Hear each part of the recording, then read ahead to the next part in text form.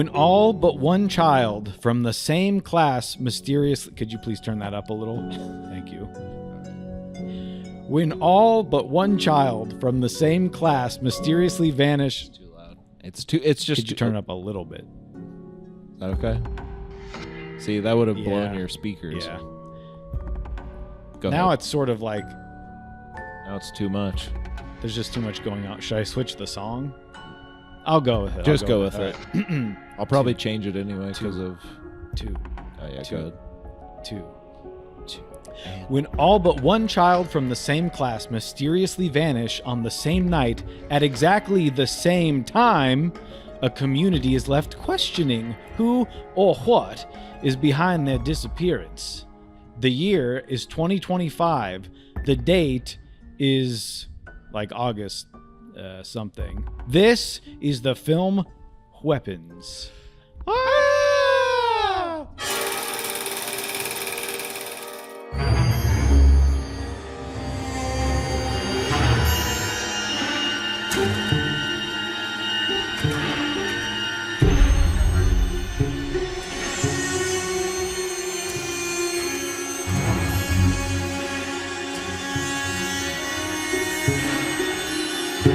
Welcome to iBuds, an offshoot of Earbuds. Now, Earbuds is the music review show that everyone loves. Yes. Despite the comments on the Willow episode and the Troye Sivan episode and the Joe episode and multiple episodes at this point. Yeah.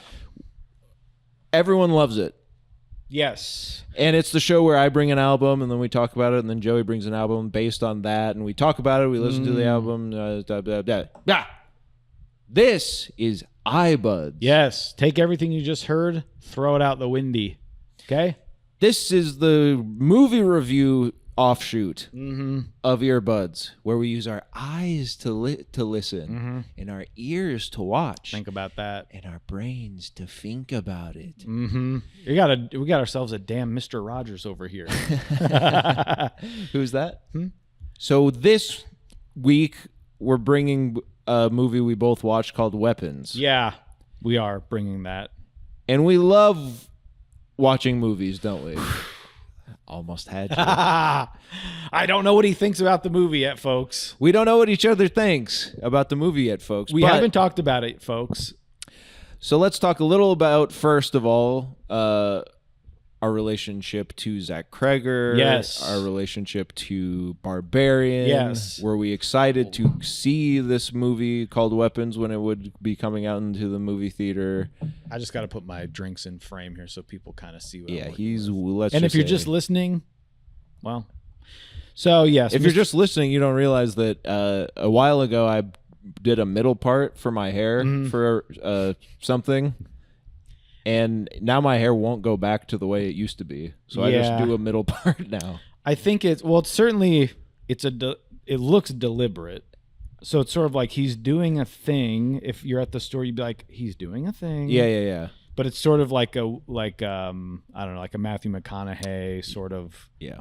So you are doing sort of like you wash your hair with salt water sort of thing. I just wanted to address that for the viewers. Now the listeners, they don't give one hickey about this stuff. No, they're 5 seconds forward, 5 seconds forward, 5 seconds forward. I have mine 15 seconds back and 30 seconds forward. Oh, I thought you meant your middle part.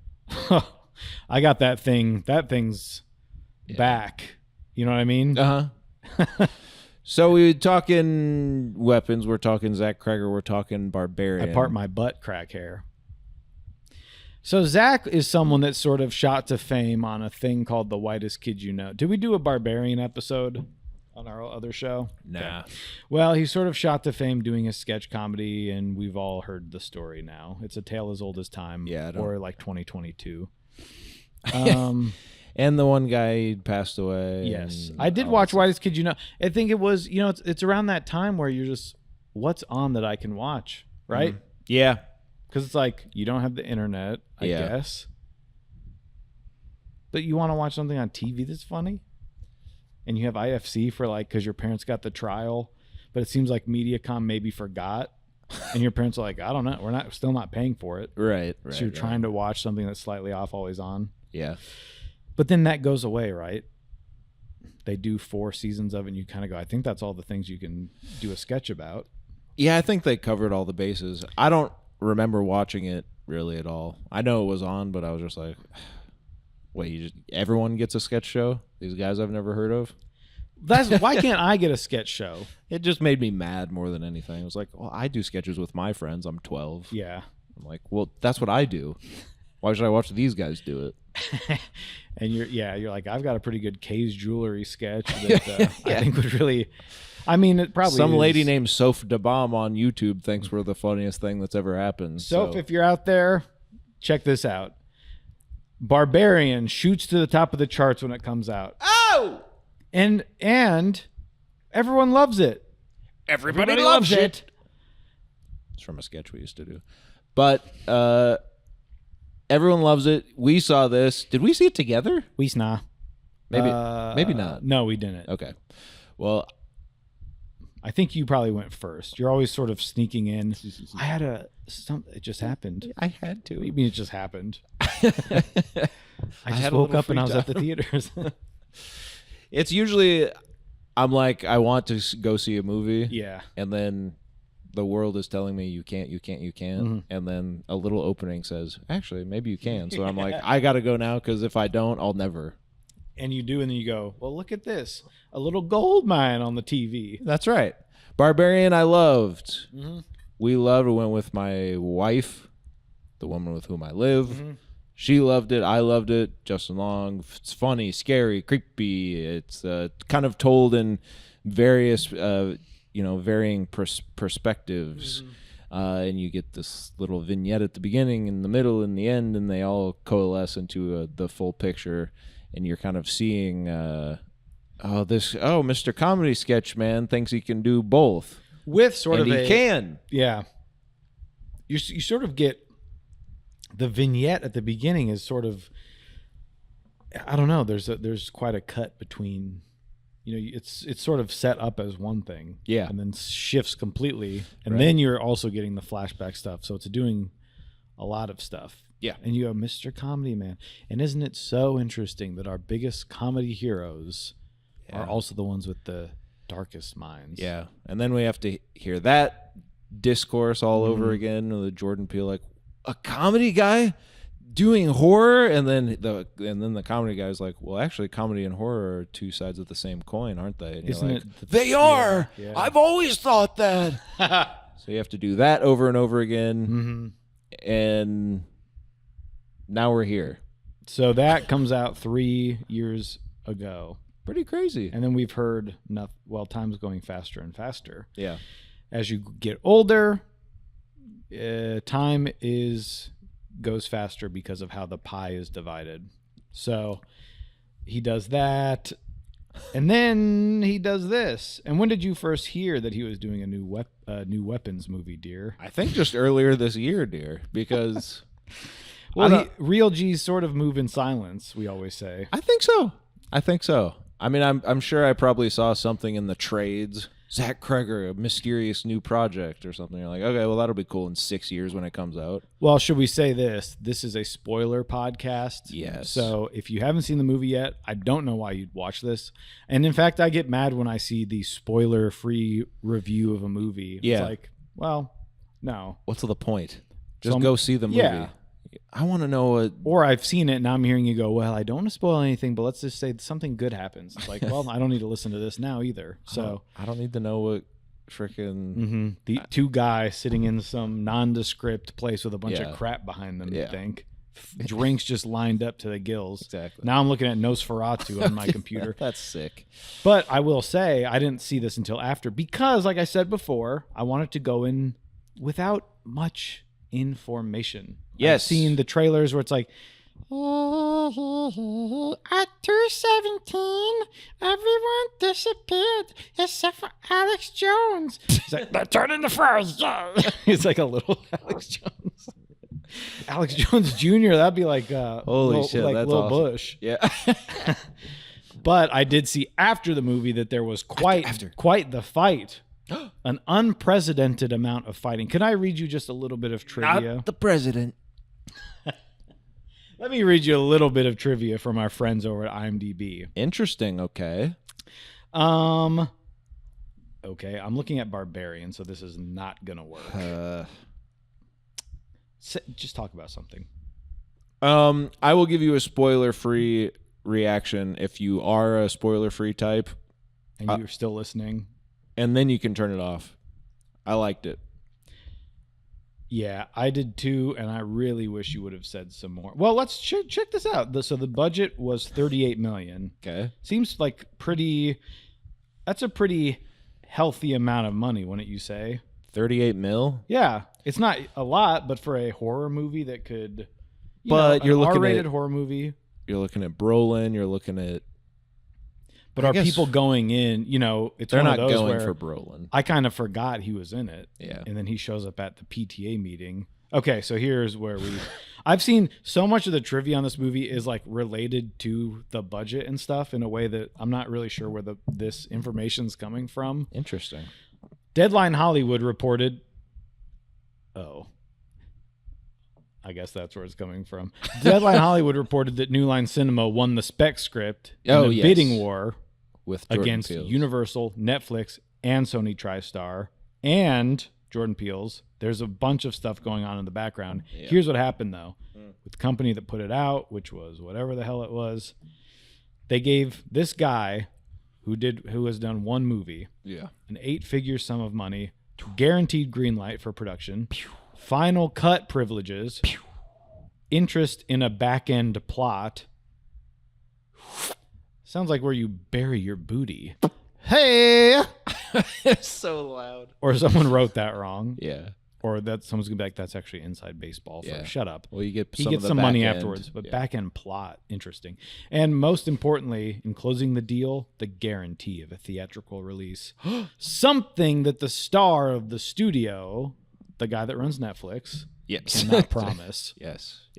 Insiders called it an unprecedented deal in modern times. That's quite the deal. It's compared to M. Night Shyamalan after The Sixth Sense, where people are like, give me some of that Shyamalan magic. Yeah. And he's like, okay. Yeah. It's like, all right. I have a friend that wants to do a movie called Devil. Like, oh, I only got a couple left. I'm repeating for the folks. So, let's get into the damn thing, huh? Sure. Well, I think also we should say now's the time that if you don't want the spoilers, it's happening now. Yeah. Okay, so going in, you saw the trailer, like a trailer probably, right? I saw sort of the trailer, which was maybe more of a maybe more of a teaser. Kind of a teaser. You see the kids running. They all disappear into the night, and you have goosebumps. And you're like, they're doing the Naruto running down the hall thing. You're like, he did that on purpose, didn't he? I think he did. They all have the headbands on. Yeah, and they're like, like the kind of the weird kid in school that ran down the hall like that. Those were the kids that did just kind of run out of class at a random time. What if there were 17 of them and they all did it at the same time at 2:17 in the morning? I believe the story he had this sort of idea, and this is how these twisted freaks, these comedians think, is sort of, he said, what if kids just disappeared all at once? And he's like, and then from there, I just chiseled away at the story. Yeah. Well, so this is what I didn't do that much listening to interviews with him. I saw a few clips, and that one of the things he said in one of those clips was, I just had this idea of a little girl talking, and she said that all the kids go away at the same time. It's a bit of a campfire story feel. Yeah, it's kind of this a folklore, a myth type, legendary status. Unlocked. And for all my 90s kids out there, it's sort of a Who's Afraid of the Dark sort of situation. The Midnight Club is meeting in the woods to talk about a pinball machine with a ghost inside of it, and you're sort of like, what the hell? Yeah. They throw some copper powder on the fire, turns it purple. Well, should we okay, so also before the trailer came out, they blasted these little promotional clips of just the security footage of the kids running.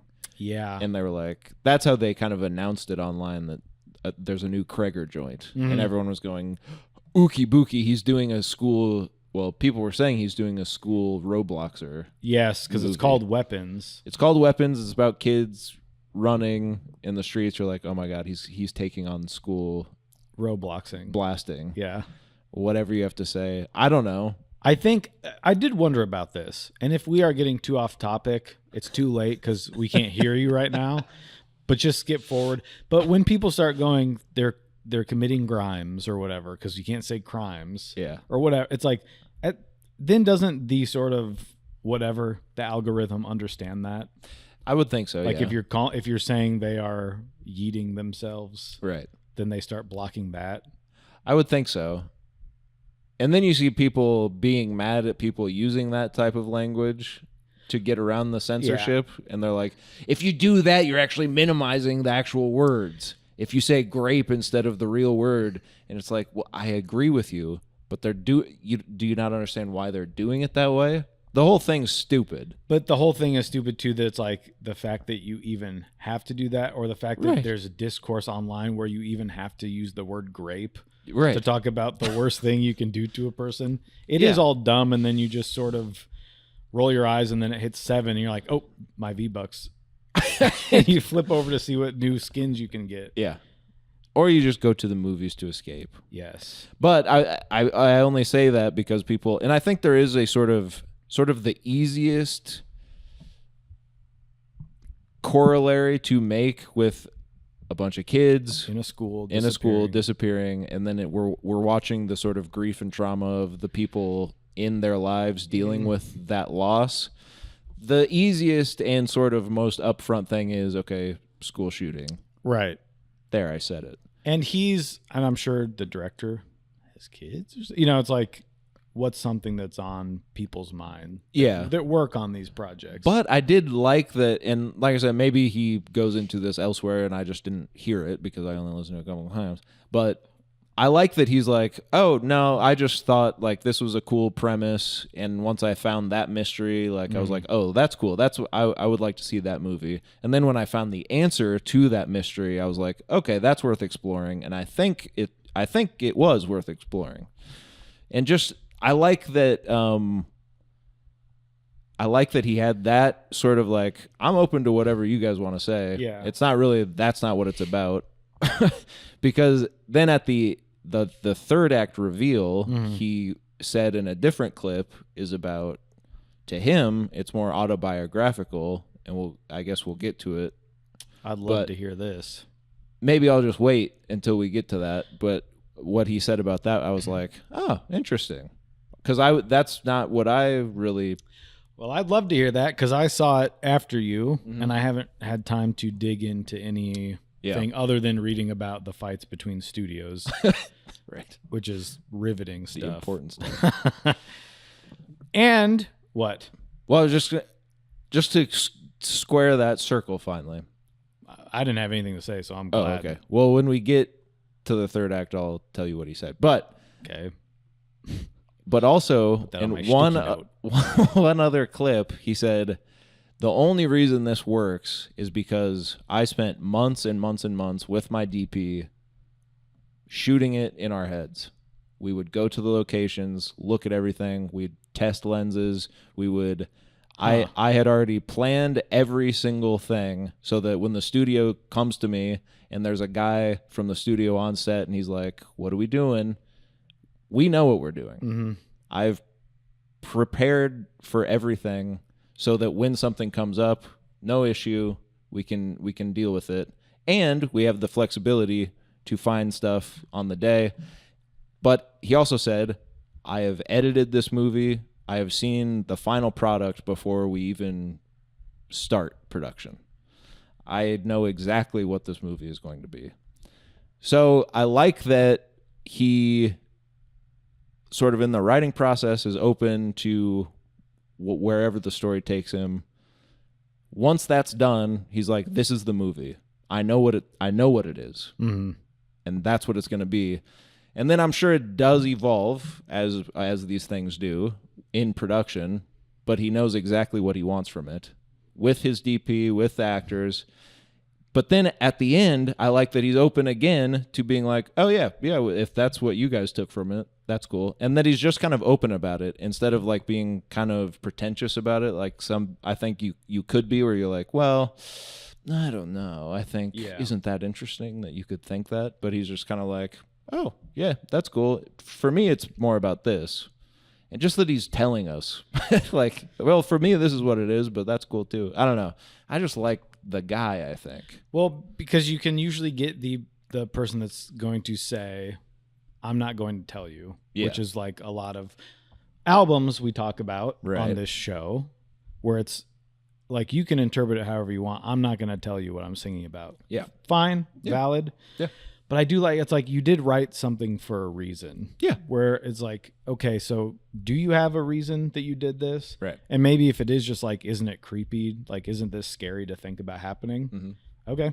Yeah, that's like, enough reason. But you also, I think, have to be open as a filmmaker. Why are you making the thing if it's just to shut down what other people are taking away from it? Right. If they're not taking away exactly what you made, that's all you want them to do is like, look at this exactly how I want you to. Because maybe you don't like it then. Yeah. But he's telling people, so maybe they go, oh, okay. I mean, what he said about the third act reveal did make me go, oh, in a way that usually when someone says, well, this is what I meant, I'm like, that's not as cool as what I thought. And maybe I still feel that way, but it did just kind of unlock it a little more for me. So sort of what you're doing, cool. And like it's kind of like what you're doing here, which is the name of this episode will probably be like the third act reveal was, and you keep saying it, and then 2 hours from now you're gonna tell us, and then be like, it's like if like your aunt sucked your soul out. It's like, dude, you're blocked. No, don't block me, please. No. Just a warning. Well, should we get into the movie?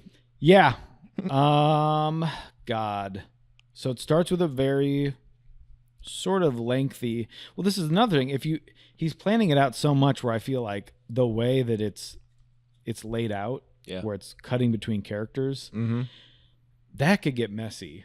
Just thinking about like the setup where like the entire setup, this kid talking for probably 5 minutes or something. I think maybe longer. Really? You think it was shorter? I think it just kind of feels long. And you're like, okay. Boring. No, I'm kidding. It probably is 5 minutes because I forget. She's still talking while the kids are running. Well, because I wanted to say 10 minutes, but I'm like, that's what it feels like. But it's probably not. Right? Right. But you're basically telling me it's 30 seconds. No. I might as well just shut. Now, talking, and I said, well, I thought this was the movie. Right. That's where it's funny. So they tell you this whole thing, which I've been told, by the way, kudos with this and the Naked Gun and stuff. I feel like they're someone's getting the point across, or it's just I'm not paying attention enough. Maybe that. Where I don't have to see everything. Yeah. The trailers I'm seeing in theaters aren't showing me a bunch of shit, at least for the movies I want to see. Yeah. And I don't have to go look, because I don't want to see jokes ahead of time. Mm-mm. I don't want to see like, what's the scary face you're going to see in this movie. So I do like that when I came in, it's on the poster too. And I'm like, that's what the movie's about. Yeah. But it's not. No. Like that happened. And then it's like, and this is where the story really gets going. Isn't that right? And like, it sure is, Whitey. Well, so yeah, we have this sort of unnamed young girl narration, and she's taking us through the kids running out of the house at 2:17. And now I did see a little discourse online about why did they choose this like slow rock song for when the kids are running out, and it's kind of like feels like almost like hopeful or something, like they're running in slow-mo to this like something in the way like she moves. It is weird, like, it should be why wouldn't it be creepy? But it's like, well, that should be your first clue that you're not watching the movie you think you're watching, right? And something he's doing, and I think it is to the effect of the comedian's warped, disgusting mind that we have to keep hearing about. Nasty. But it is true that there's an understanding of, I mean, what's a movie that just came, like, to me, Longlegs. Yes. When that goes to comedy, in a way that's like, this is so ridiculous, now it's funny. It can't bring me back to the scary stuff. Like, you've shown me weird Nicolas Cage in a way that, and they're kind of being funny, but I can never get back to, what the end of that movie is, where then it's like, and this is actually what's going on. Yeah. I've sort of been pulled out of it. It was the same with Talk to Me for me, when they set up a scary plot and then they have the party scene where the hand's a joke and everything. Yeah. And then so I was sort of like, I'm sort of watching outside of my body for the rest of the movie. Sure. Because I'm just like, I was in a thing. Yeah. The wavelength has been disrupted, and now I'm just kind of watching. Yeah. And I think they did better with stuff like that in Bring Her Back. Yeah. A lot better. But this is just something that feels like the shifts are so natural in a way. And because the story to me is so like, it is scary and like sad, where you go, like with Josh Brolin's character, where you're like, oh my God, this is someone dealing that I'm still in that world, and you've got this like rock song, whatever. And if you want to say that's weird, it is. But to your point, I think when people are like, well, it should be a scary song, I'm like, that's when stuff's not, that doesn't work. I think the way that people think that's what should happen, but then they see these movies and they're like, what's not working? It's like, because there is no interesting juxtaposition of what am I seeing, and it should be scary that they're running away, but it's like, it's not really scary when they're running away. It's weird. Yeah. Well, and that's like, I think people were responding so much to the early teasers of just the security like camera, the Nest camera, like, which is scary, like that is creepy, of course. And then to see it actually in action, and it's like this kind of ethereal, like jaunty indie rock song as they're running. I get where, because I also was like, oh, this is a little, I wasn't expecting this to be kind of the soundtrack right now, but I'm fine with that. I'm gonna just ride the wave, baby. And then to your point, the rest of the movie is kind of like that, where you are riding the wave. It's like each vignette is its own little movie with a rising action, a climax, and a payoff, and then it hard cuts to someone else's perspective, and you get sort of that same rising action. And I think using a song like that early on, to your point, not to say that I was like, everyone around me's like, I'm better than them. I also am better than them. Was like, oh, yeah, what are we doing here? But I think doing it early on gets you to understand, probably like, this isn't right now. This isn't what you thought. Like, the whole thing's not just going to be a spook fest. Well, and just the fact that we're spending the first 5 to 10 to 15, 20 minutes. I think it's still going. And then of just saying, like, here's the scary thing that you guys saw in the trailer. It already happened. Yeah. You're not seeing that. This is when they started worrying about their final cut promise. Yeah, they're like, no. But just to get like, okay, that stuff all already happened. Now we're gonna look at. But then to know the movie's over 2 hours long still, and you're just like, so what? That's what I'm like, okay, baby. I know, that's to me that was exciting, but I think too. Well, first off, I also want to say one other clip I saw of Mr. Cregger. They said, "What are some movies that inspired you, sir?" And he said Magnolia. Yeah. PTA. Which I think is apparent. Mm-hmm. He said Hereditary, which I think too. Mm-hmm. And Prisoners. I said, this man.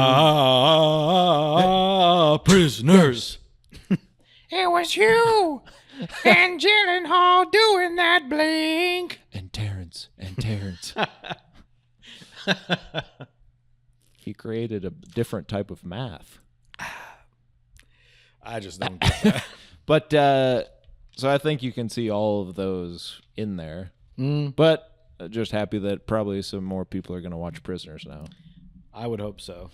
But I think, so that kind of clues you in. It's kind of maybe different. And then we start with the vignettes of the different characters. We see Julie. Is it Julie or Julia Garner? I think Julia. Or Gardner. How do you pronounce that? Garner. Julia Garner. We see her hers first. Now, she's the teacher. Mm. Everyone's mad at her. The PTA meeting or whatever is, they're all mad at her because it's her classroom. Only her classroom. And what's interesting about that PTA thing... Paul Thomas Anderson. Yes. Magnolia. Oh, crap. Not understanding that it's going to be then like, and here's this person. You get the Brolin yelling. Yeah. Why just her? Everybody just her. Yeah. But you never see him. Like, they never cut to him. Sure. Just, and I'm like, well, this is weird. Uh-huh. Like, you've got Brolin in the mix, but Well, like to have a character that you know is going to be a central character probably, just to never cut to him. And then you realize it's because, well, we're not seeing his side of the story yet. Yeah. But that hasn't been established. But that's cool. That is cool. I mean, the movie's just good. Yeah. Now, did you not think at that point, well, when they first put up her name as like a name card or title card, were you because I was kind of thinking, oh, he's doing barbarian thing again, where he's going to kind of shift perspective on us. I mean, how many times have you asking. seen Barbarian? Once. Okay, me too. But I guess you just remembered more about it. No, I just thought it was interesting to not cut to It was. him. Like, Agreed. I guess you're right. It does say Julia. No, it says Justine, and then she's sitting at the meeting, right? I think so. Yeah. Or does it not? I don't remember. Maybe it's after that. I think maybe it does. So you can remember Barbarian like the back of your hand. Well, I think it does. It does. But to me, it was also like the guy's talking. yeah, I agree. And you never cut. Because you're kind of like, is that? I think that's Josh Brolin yelling. And I forgot he's in this too. Yeah. So he's like, why? It's her classroom. Why did all the kids? We need to talk to her. We need to talk to the one boy that didn't get took. Yeah. Or didn't run away. She's a drunk. She had some issues in the past at her other school, we find out. What's his name from Doctor Strange? Well, is you've the got principal. the better Benedict. Yes. Benedict Wong. Yes. The two Stranges. He's the president of the capital of the city. Mr. Principal. He's the principal. Marcus. Yes, Marcus. Yeah, and these are just, I'm pulling these out of my head here. He's He's understanding, right? Yeah. I know you love these kids, but the parents, they don't know because they're going through a trauma. And they are dealing with these sort of current affairs of school. Like, yeah, if a kid doesn't have a ride home, why not? Like, you can't do that. You can't hug a kid. Yeah. So we're like, oh, this poor lady. Yeah, you're feeling bad for her, but you are, of course, feeling bad for Josh Brolin and all the parents because you're like, well, they do kind of have a point too. Yeah. Why wouldn't you be like, isn't it weird that all of them are from this one classroom? Yeah. What the hell did she do? What's she telling What them or indoctrination? teaching them? So that's what I find. They're going to get vaccinated in the woods. I find interesting about this is it is playing with the sort of cultural commentary that you think it is, but not so specifically. Like, it's just kind of subtle of like, yeah, like Brolin's probably like a MAGA dad. And that's what's... And he's mad that this liberal, like libtard indoctrination, short-haired glasses, sex pot. Yeah. She's teaching my kid to go out in the woods and suck. But not in an Eddington way. I assume. Well, I just know the whole thing's COVID. Right. But I just, like you're saying, it's not like he's got an American flag. They're not setting it up that way. Just enough to say these are real. Like, you can see everyone acting the way they're acting in real life. And I'm not even saying he's meaning to put that. You can draw that conclusion if you want to, but that's what I like about it is like, it's not trying to say anything about anyone. I really feel that way. I don't think it's trying to say anything about anyone. Right. Except, isn't it sad to go through hard stuff? Right. Is basically it. Okay, so she thinks someone's watching her. Someone writes "witch" on her car. You've got the I was told Landon lied to us about the jump scares. There's a couple because I'm getting scares. just stared at every 5 minutes when everything goes quiet, and you're just like, by the way, movie's loud enough. A lot of the movie's dark, but in the right way. Yeah. So I don't know how that's going on in every theater, because like when I went to see a movie today, half the lights were completely off, and then half stayed on the whole movie. Yeah. Like didn't dim all the way. Yeah. And so I'm kind of like, I'm glad this movie's bright. Yeah. But with weapons, it's like, man, it gets so dark to the point of you almost can't see anything, but you can. But you can see what you need to. Yeah, I just wonder how they test that. But I just love it. And then everyone was quiet. Like, it was full house, but everyone was just shut the fuck up. I didn't hear anyone doing anything. That was my issue. There's a guy whispering next to me the whole time. So maybe I just didn't realize that they were jump scares. So you might have been out of it. But well, here's the other thing. You and yours. I'm telling you got to get that in front of that front row, because I was like, we are at this movie by ourselves, and I turned around and just saw, like 800 people. But it just feels like you're just by yourself. Yeah. And then people. God, it was just nice. Where's their jump scare when she's at her house? She's at her house, and the boom, boom, boom. Someone knocks on the door. Yeah. You just get that little like, is something gonna happen? Yeah. And then later she goes to bed and looks on her ceiling, and it's like, that's right. There's like a scary movie thing. There's a few. I mean, it's more just tense of like what's gonna happen, because as the movie progresses, also as you go to each story, you're just like, oh no. Yeah. Each of them ramp up very well, and I think it plays with the expectations of maybe not just it, but other horror movies. For one, I think the exploration of trauma, which we've talked about, maybe not here, but on our other show a long time ago, like the sort of current horror thing of like the last 5-10 years, is like every horror movie is like, but actually it's about trauma. Right. It's actually the horror is actually dealing with something that's traumatic. Which it's like, yeah, I get, like if you really think about what's the darkest thing, it's probably something that is sad to you. But when, like you're saying, it becomes like they have to because her dad was in the house fire. You're like, we know. Yeah. But that's what I like. This is sort of the definitive, like, this is about the trauma, not subtextually. That's literally the movie we're watching is about these people dealing with the trauma or the loss of something in the different ways that these specific people would deal with it. And then what I think is so funny about it at the end, and we'll talk about what you think the little girl's narration thing at the end, but at the end, the little girl's like, they get the spoiler, they get the kids out of the basement, and they're like, I found you. Yeah, she's like, all the kids went to get treatment, and some of them are even talking now. And then it just ends. Hard cut, yeah. And you're like, huh. But I think it's funny because these kids, we have no idea what the trauma they went through. Right. And at the end, they're kind of like, oh, yeah, and the actual victims, I guess they might be fine. Right. But we watch, that's what, like, that to me is funny because all of these movies have been like the people dealing with the hard things that, like, someone dies and that's hard for the people around them. But you're like, yeah, but what about the thing that happened to the person?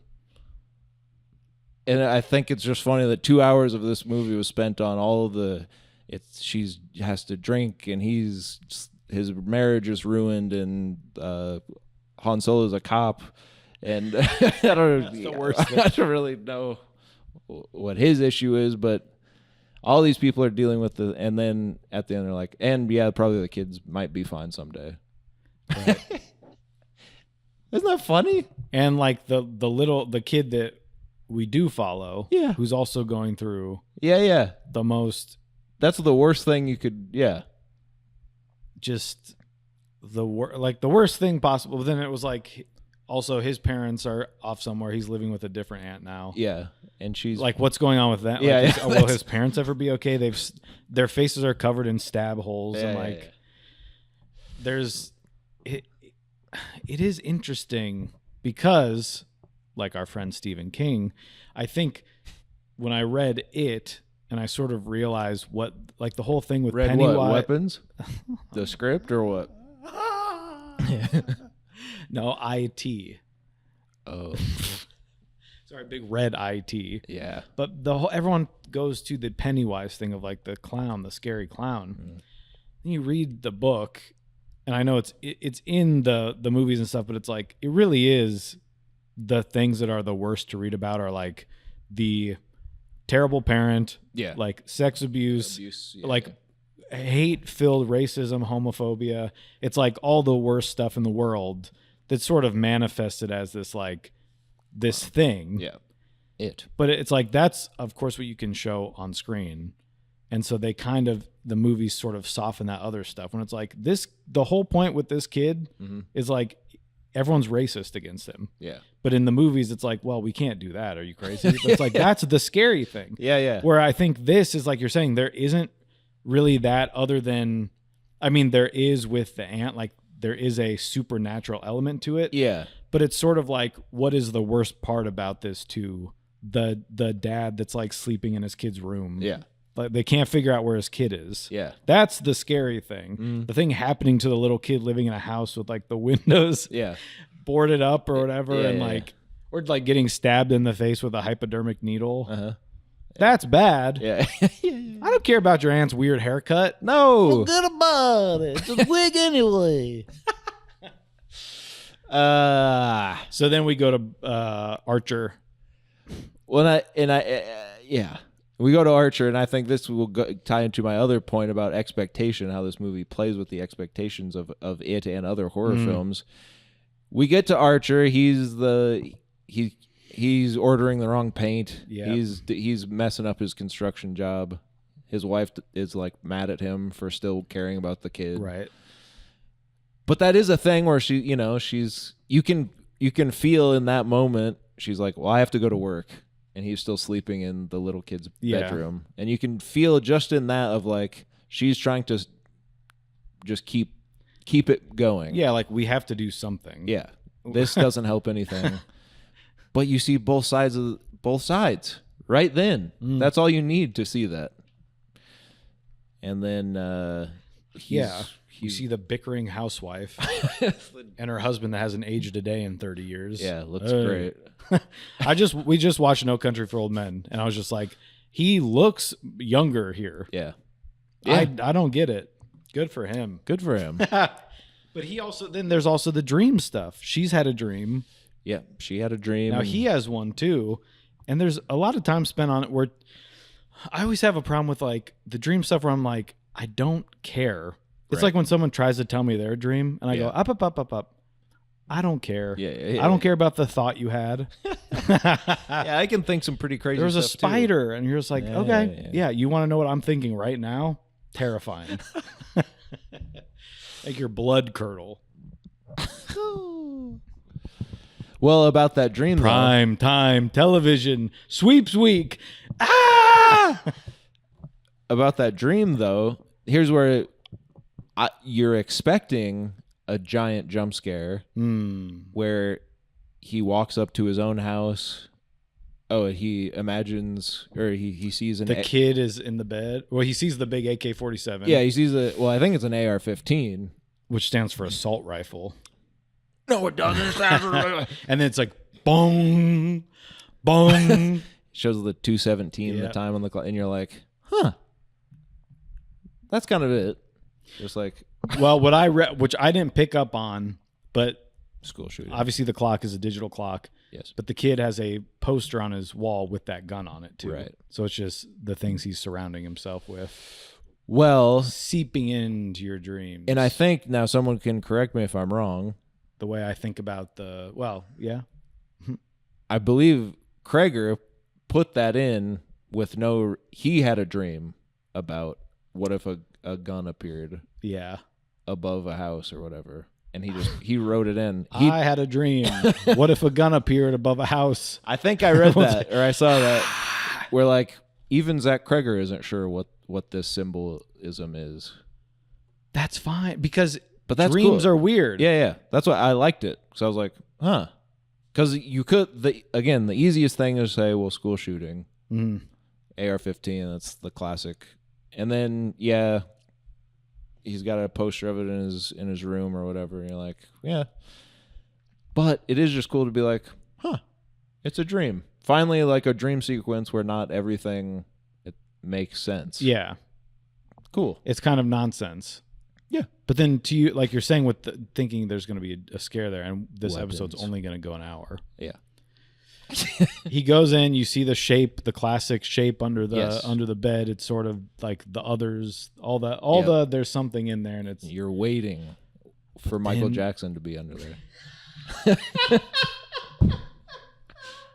Why that was scary. It was the most. That's what people don't get about the scary movies. They're scarier than the movie they're making fun of.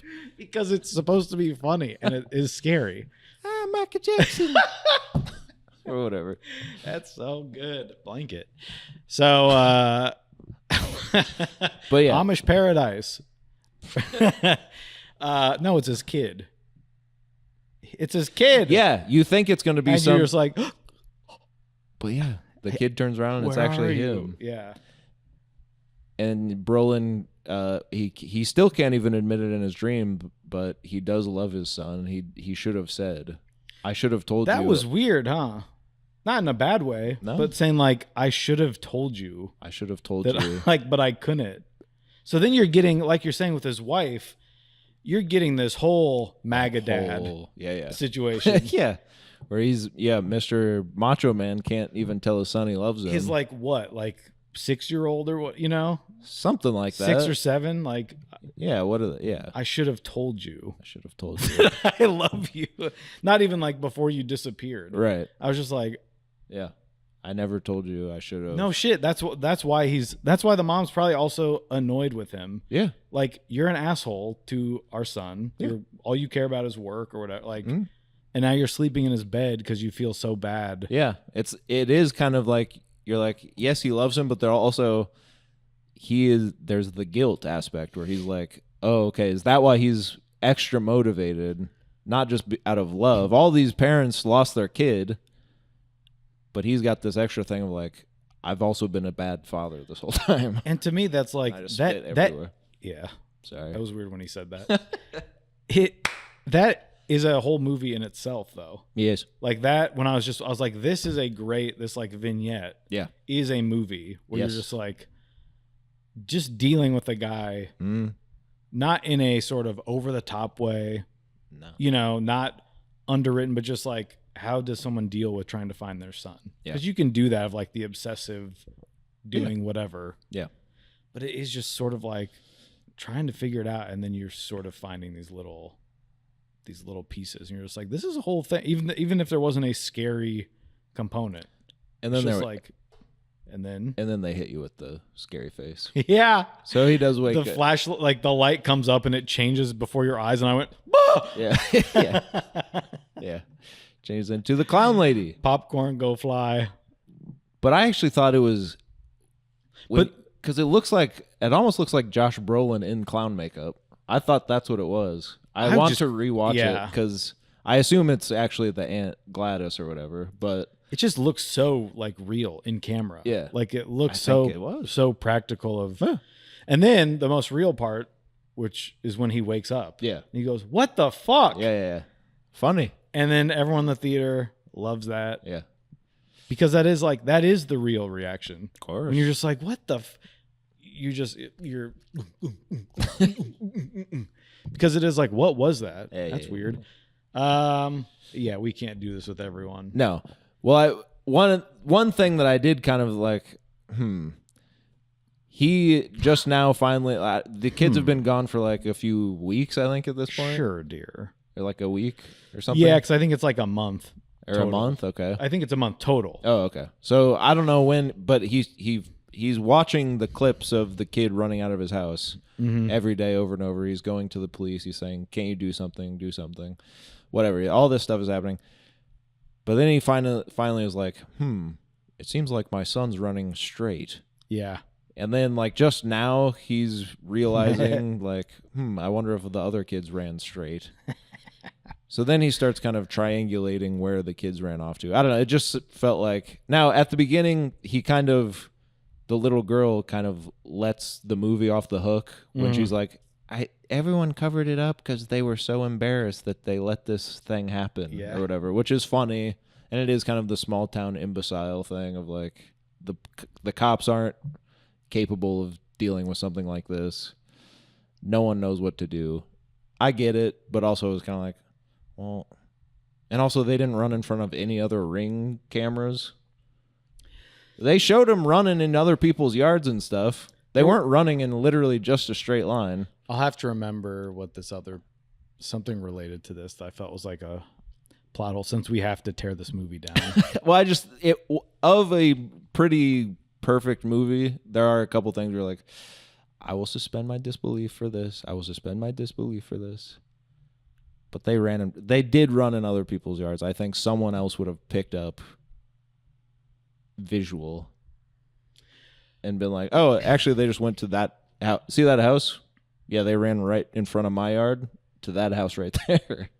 But it's just not a regular street.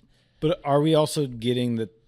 I mean, the cops are stupid. Aren't doing their job, maybe, or you know, we just sort of get, because we don't really meet anyone we meet Paul, who says, "I'm not a detective. Like, I'm not on this case this way." Right. So you just get the sort of, we're doing our job, which is always, I don't know, maybe the trope of, like, the cops are incompetent, so you have to step in. Yeah.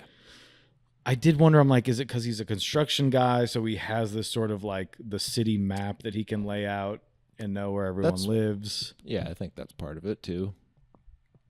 I just think they needed, I don't know. It's not a huge thing. I don't actually care, but I have to say something negative about it. I'm trying to think about if I give one shit about that. I don't. Yeah, I don't know why I brought it up. You're right. There was something else with that where it was like, no one thought about there was something. Yeah. And I'd love to bring it up. I hope you do. But I do understand your point. And I thought at one point he looks at where he's running, but then he kind of looks at he's looking at like an electrical pole or something. Like, so I thought he was like, oh, they're running towards that pole. Or maybe that's just what gave him an idea, or that was just there. I don't know. I think that was because then he's like, where is that on my map? Because he knew where that electrical pole was on his map. Right. So I think that's what gave him the idea. But like you're saying, they're like, well, which way is he running? Right. And then like when he goes, the funny thing was that I think the part that was weird to me. So he goes to the house. Lady doesn't do it. Justin Long shows up. Right. He lets him in. Funny. Yeah. But then he sees where he runs out, so he goes and uses his laser pointer. And I'm like, he ran straight. Like, which way's their house facing, dude? Yeah. He goes right. Yeah, we saw that on the video. We saw. Oh, by the way, we didn't even mention I thought one of the best scares was, again, playing with expectation in the Julia Garner episode when she shows up, when she goes to the house. I think it was in that one because it was her. She goes to the house to stake out the house the little boy goes into. Stakeout, dude. And the camera kind of pans from her falling asleep up to the door, the slow zoom in, the door opens. It takes forever to happen, which is awesome because you're just like, and then the kind of creepy silhouette of the lady coming down with her little scissors. Well, because when they show up before, the kid comes home and the door just opens by itself, and you're just like, it's almost like, it's pretty subtle, but just to slowly, like, just opens and shuts for him. Yeah, and you're just like, what? We know something's gonna happen with this later, but just waiting for her to come out, and then she comes out, and then you think she'll come to the window, but she doesn't. She goes you think past, she's leaving. Yeah, and then Just the sound, baby. and everyone went, and then you hear like her sitting in the back and the car moves a little bit. God, just getting the scissors ready, you just hear yeah. and then you see them come in. And everyone's like, Just needed your hair, and that's when you go, a ritual. They're doing a ritual. okay, then Josh Brolin's finale is Marcus. He confronts Julia Garner at the gas station, and the Marcus guy comes and attacks He looks her. insane. His eyes are bulging out of his head. He's covered in blood, and he runs up and tries to kill her. Yeah. And Josh Brolin intervenes a little bit. And then it cuts to Paul, I think, right? Yeah. So you're just like, what the hell is going on It here? makes you wait. Because then you don't even think. I mean, at that point, you're probably not like, oh, Paul's going to have his own thing. Yeah. Which you kind of, because he says something about what happened to your hand, a stupid work thing. Yeah. And so you're like, interesting, you're in on all of this. And he had smacks with Julia Garner. Yeah, even though he said he didn't. And Diane Raphael followed her into the alcohol room. We call it a liquor store in America. Yeah, she got out of her car in the car park, went into the, what'd you call it? Alcohol room. Right.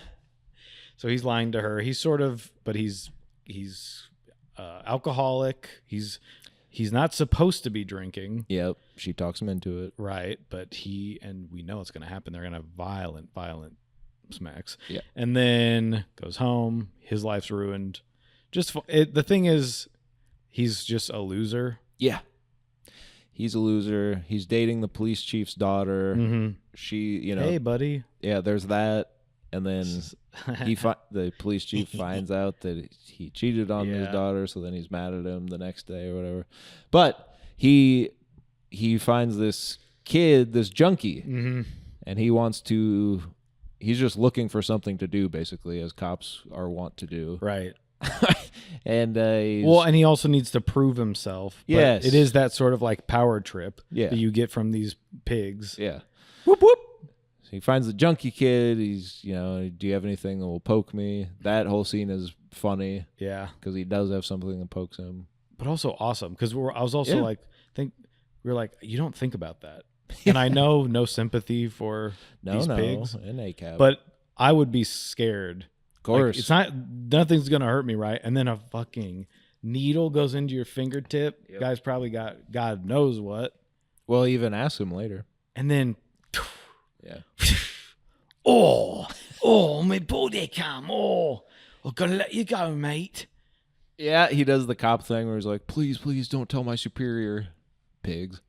But but the way they filmed this, it's and awesome. the scary stuff and the comedy, it just is a style. Yeah. It's like, it doesn't take you out of like, well, why this is weird now. It's like the same, and very much in the Prisoners world of like, this town sort of seems depressing. Yeah. Just in general. Yep. And so good. To your point of the Josh Brolin and the other one, I would watch a movie about this guy for 2 hours. Just because it is that small town loser cop, and all he needs is just one break. Just give him one break. The girl he probably actually loves, but they didn't work out because she's an alcoholic too or whatever. Yeah. They have a one night stand thing, but his wife comes home earlier than she said she would. All of that stuff is just that's just indie drama perfection. And Alden Ehrenreich is a good actor, and I've always said that. And no one around me believes me, but I say, yes, he is. He's good. What else is he in? I know he's in Last Night at Caesar's Palace or whatever, the Coen Brothers movie. Hail Caesar. I don't remember him in that because I didn't know who he was when that movie came out. He's good in that. I got to watch that again. Me too. I fell asleep during it, but I saw it in theaters and I left at the end. Yeah. Kind of forgot. But I saw it with my friend Joey and we both fell asleep. Think about that, audience. You're going to be up late thinking about that. That'll creep you out more than a freaking lady in a wig. But he's great in this. Yeah. But you think he's going to help her or whatever. Yes. They're sort of set up probably because he's hot. Yeah, he looks good. You just he's got the stash. A lot of the guys in this movie do. but he's rocking it the right way all night. Of course, she wants him to take him downtown and not stop until he's hit home base, right? So, but he's just like a bad guy. Well, yeah. Not that if you're an alcoholic, that's it's not a negative thing, but it is the letting someone talk him into it for what is a one night stand, because she clearly doesn't have feelings for him. No. Right. Sort of using him in a way, but he still lets it happen because he's annoyed with his stupid wife. Yeah. Because she calls him at work and he's like, all right. Yeah. He doesn't really like her. Going to work. Yeah. And you're like, so relatable. You're like, what? So he just needs at least, can I just bag one baddie as a popo? He thinks he's going to get this guy, this druggie, but he doesn't. And then we follow this. No, we don't follow the kid yet. He gets his own vignette. And then what else does Paul do? But you start seeing the sort of the building blocks of how every little intricate piece of like the thing that I just find so satisfying in these movies that are done this way, where it's like the sort of butterfly effect of everything. My favorite movie, the butterfly effect 2. Like Grease 2, it's actually better than the but you do get the realistic, like him doing this dumb thing then prevents them from getting the information. That you sort of see everything being set up in a way that you're like, this is not going to end well, is it? Yeah. Shh. Remember the girl at the beginning said they didn't figure up. And then, but you do get to him more or less. Yeah. And then everyone's laughing. Yeah. How does Paul? Oh, Paul. Then yes, the S hits the fan for Paul. His wife comes home, whatever, and then comes out to his patrol car. He sees the junkie. Goes, "Hey, I told you not to come back here." Chases him. He tells him, "I know where the kids are." But all this stuff has already been set up to, like, you think he's going to kill this guy pretty much because he's gonna like lose his job. His wife knows he cheated on him.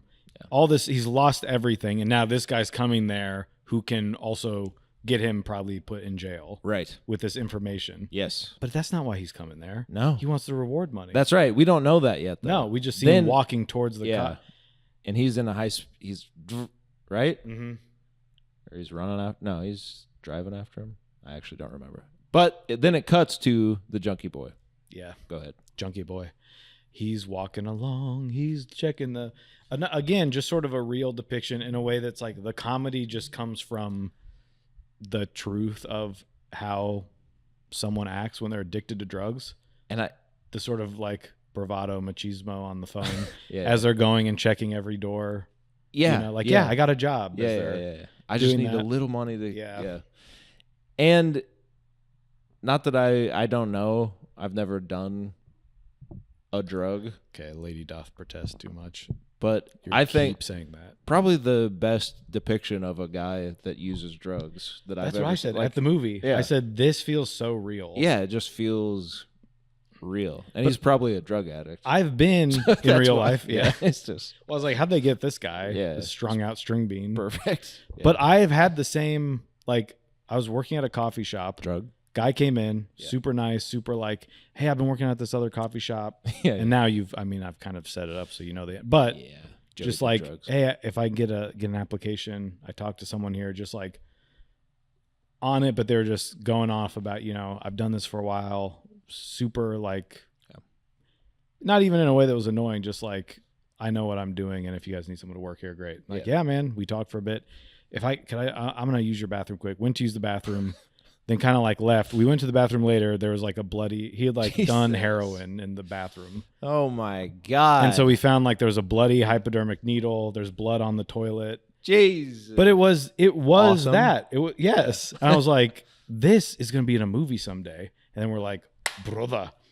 But you do get that sort of just the put on of the confidence of like, this is how a confidence person acts and everything's going well. Yeah. While he's doing that, I mean, you've seen people do that too, of just like walking, checking every door, and they're going to take the stuff from the car that's open. Yep. It was that's what it's like. And it is kind of funny. Yeah. to see that and see how he's acting that way. But you're But like, this also is also sad. sad and scary. Who knows? Now, the thing that I think I was referencing before, I don't understand why he goes to that house exactly. Because we follow him. He's takes the tablet, doesn't get any money for it. Right. Needs to get more money. He's still out of drugs because he gets chased by the cop. And so he's been sort of, I guess, going through withdrawal where he's sort of getting desperate to get money. And then you just see him walking through neighborhoods at night, which is probably cool to do. Yeah. And he ends up just walking to the house, to what's his face's house. Serendipitous, isn't it? Alex Jones Jr. Yes. I think, yeah, it just kind of happens, huh? We don't see him go to other houses first. And so then he ends up at that house. The front door's locked. So he goes to the back and climbs up. But I was like, why? This was the part that I don't. A little too convenient. That's what it feels like. Because part of me was like, is it because there's a supernatural element? But that's not really related to this part of it. Him being there has nothing to do with anything. No. He just ends up at this house at the end of the block. Yeah. And tries to get in. And I couldn't figure out why, though, because like then he even sees that one of the rooms has the lights on when he's inside the house, and then he just turns and goes downstairs to steal stuff. Yeah. And then I think he can see, and I know he's sort of like not all there. Yeah. But all the windows are covered in newspaper and stuff. But I was like, why did he pick this house? Just something to think about. Yeah. I mean, it is. Is it that it kind of looks abandoned? That's kind of what I thought. But he kind of sees it from down the street. Yeah, he doesn't fully. But it's not like overgrown and like clearly it's empty. Yeah. Because also there are lights on inside and. Yeah.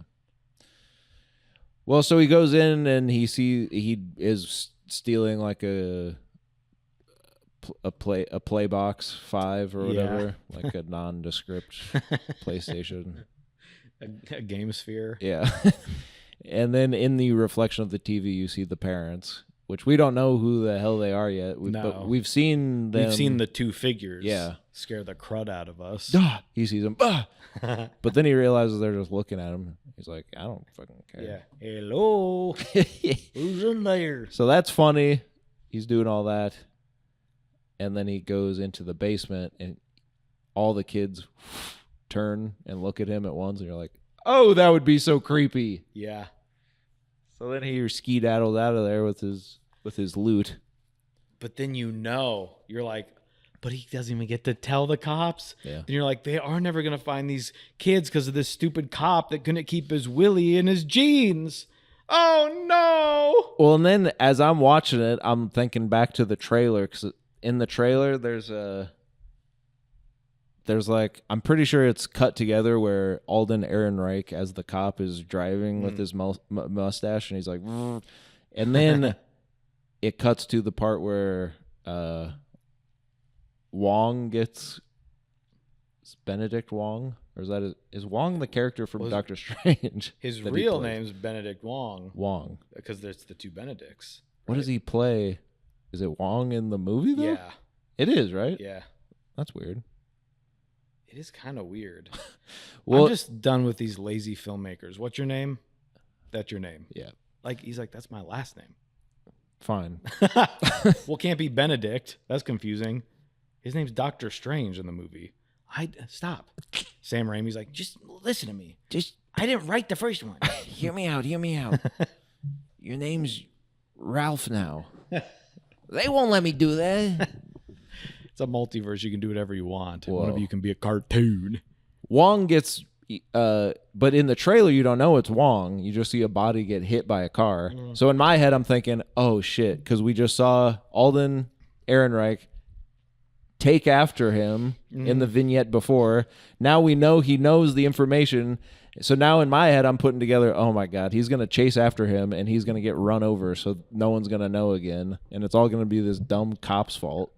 That's what I thought. Yeah. Without knowing about trailers. Yeah. And who Benedict Wong plays. Sure. But yeah, I mean, you do know just inherently by the film that, yeah, he's not going to be able to tell anyone about this. Well, but and you our don't know our how little it's- heroine at the beginning has told us they were never seen again. Yeah. And you're just like, oh no. But he goes, he sells the stuff, he gets the damn He sells the stuff. He gets the stuff. he gets the damn heroin. Now, Mm-hmm. then he calls for the reward for the kids. Get Crack. 50,000. Yep. He gets Sees all the kids that he just saw. Doesn't care. Yeah. And goes back up. The 50K. camera does a joke. Yeah. Funny. So he calls the police station and he's like, hey, I can't come in. Whoa.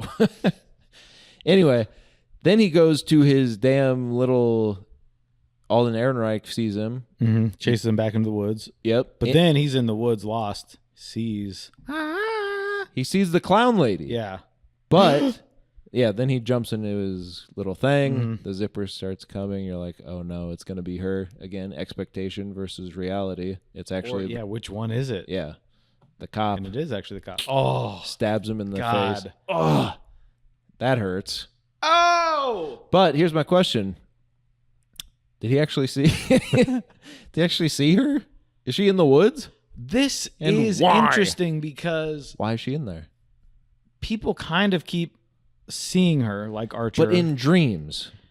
Right. But is it because he's sort of like lost? He's sort of, is he? I High? don't know if he's high or something, but it's like he seems to be in a state Yeah. of some sort of psychosis or something. Or he's not. I don't know. But it's like she is a real person. Yeah. Like she's a physical being. Yeah. She's not a ghost or That's what I'm like. Is the sort of supernatural element of what she's doing, this sort of like black magic? yeah. It's kind What's- of seeping into the Yeah. What does it do? Because it seems to be pretty grounded. Yeah. Because even when she does that, it's sort of like, this is the ritual I do. Right. You don't see something passing into these people. right. You just see it's using a part of their body, Mm-hmm. part of their DNA to do Or just this. something Or- they touched. Yeah. A belonging of their, or something maybe they never touched. It Yeah. was just a piece of paper with their name on it.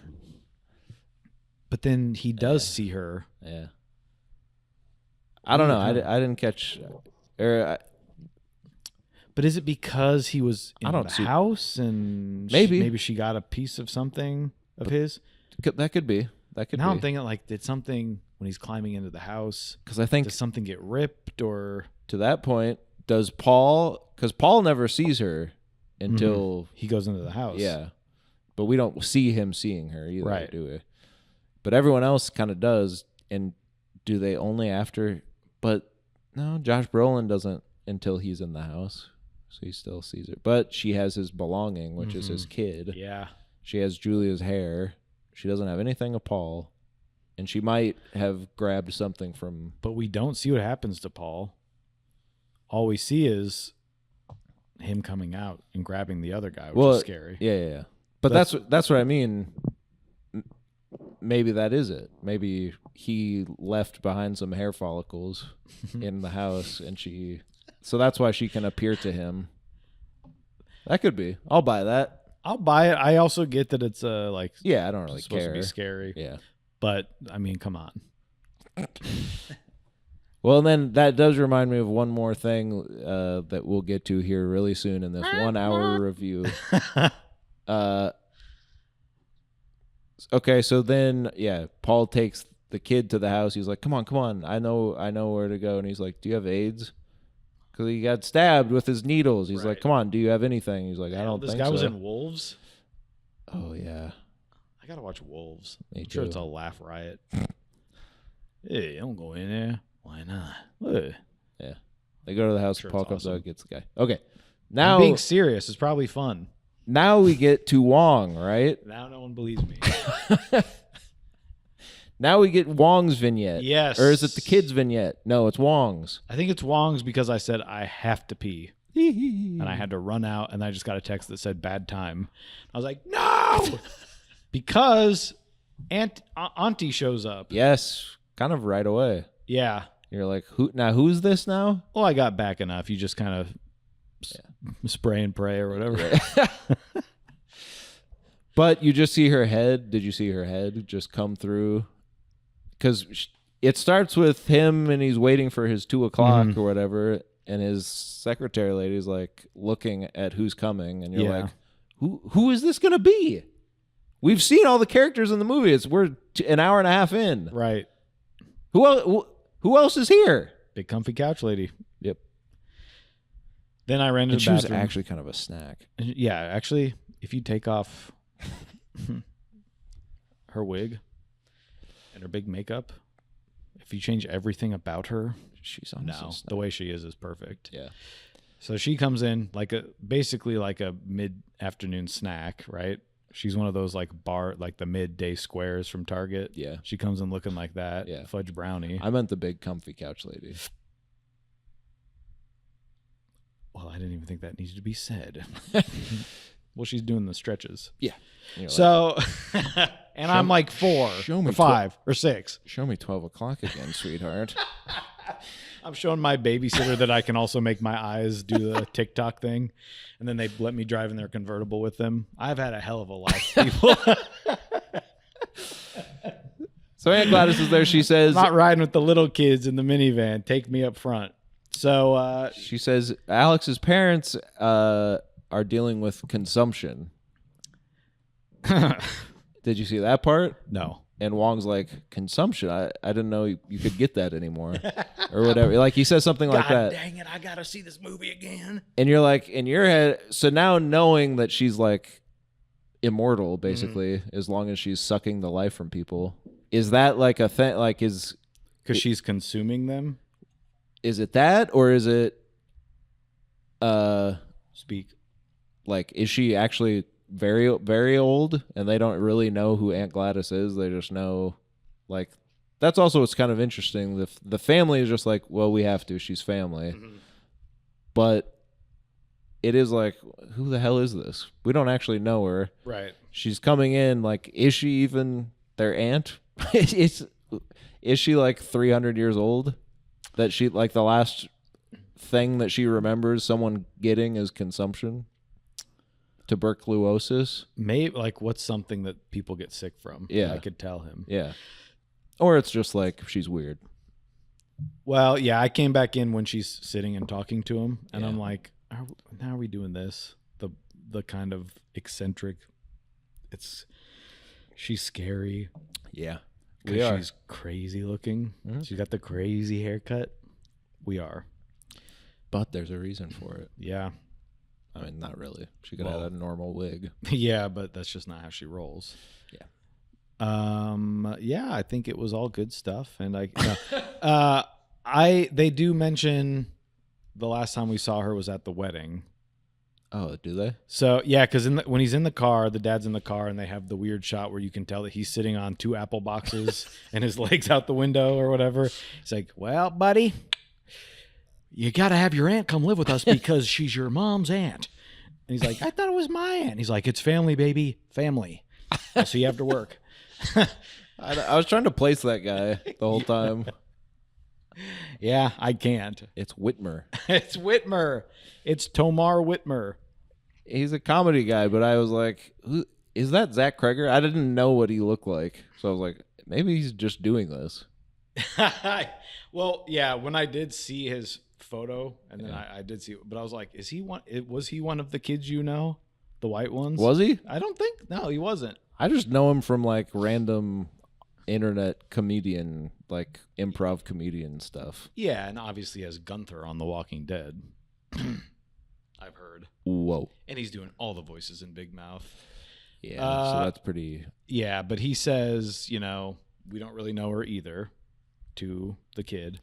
But then later when Alex sneaks into their room, that's his name, right? Yeah, the kid. Little Alex Jones, yeah. He Junior. sneaks into their room the morning after she shows up, and they're in the the bathroom. Yeah.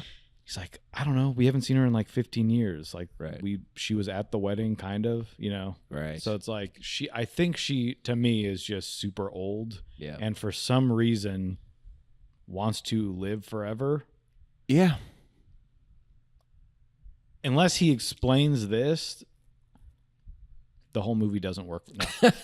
I think it's okay that she doesn't do a villains like, and here's why. It's like you're an evil person. Yeah.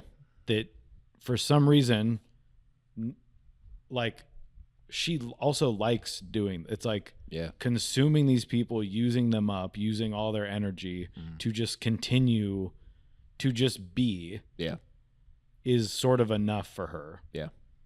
And it's just weird. Yeah. So she shows up to their house, and is this sort of where we get the first look at how she does that thing she do? Yeah. Oh, and I was one other thing that I was kind of like, all right.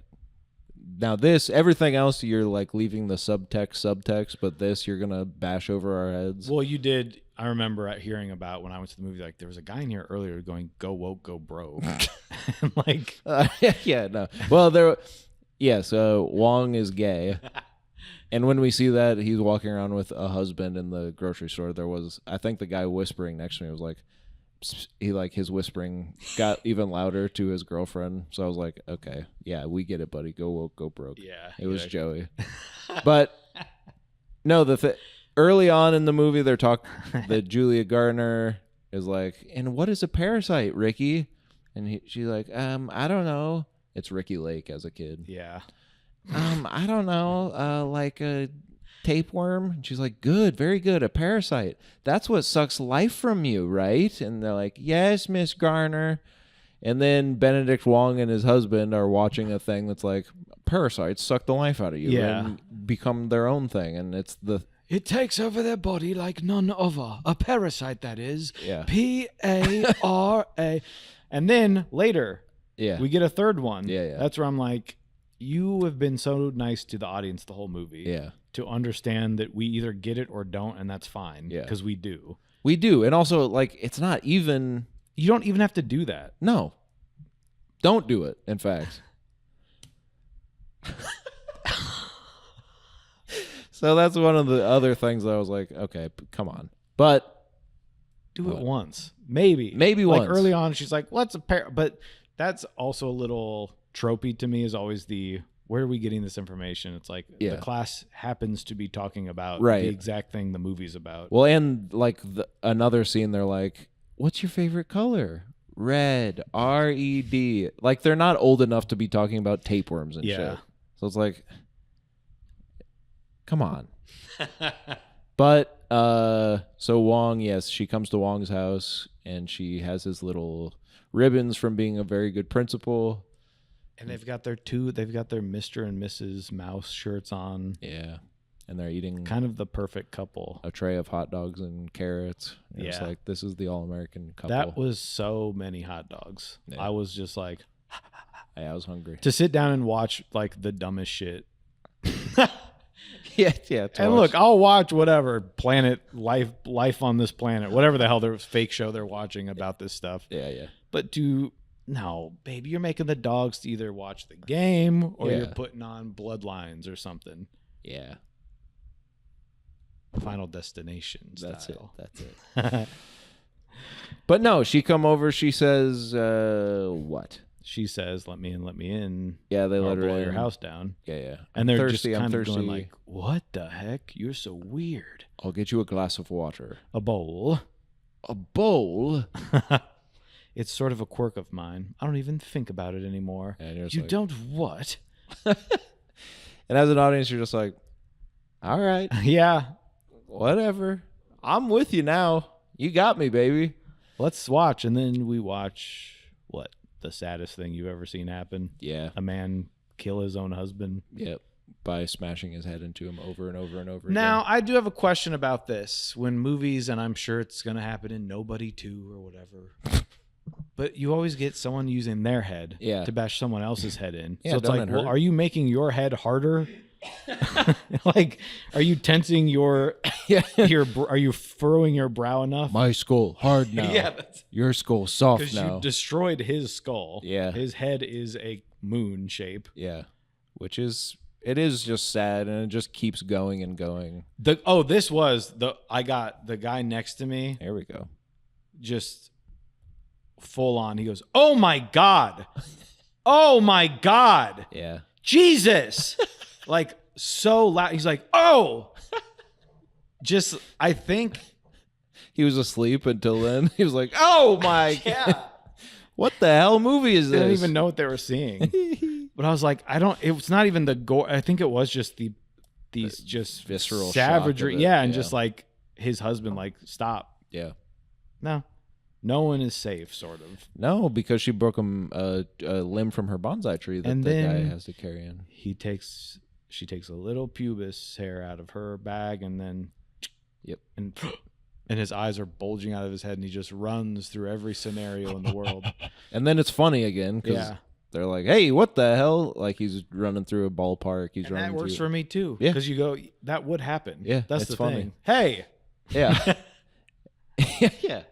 And then we catch up to him attacking Julia at the gas station. Thank it's God. all coming together nicely. She gets in her car, drives away, right? Mm-hmm.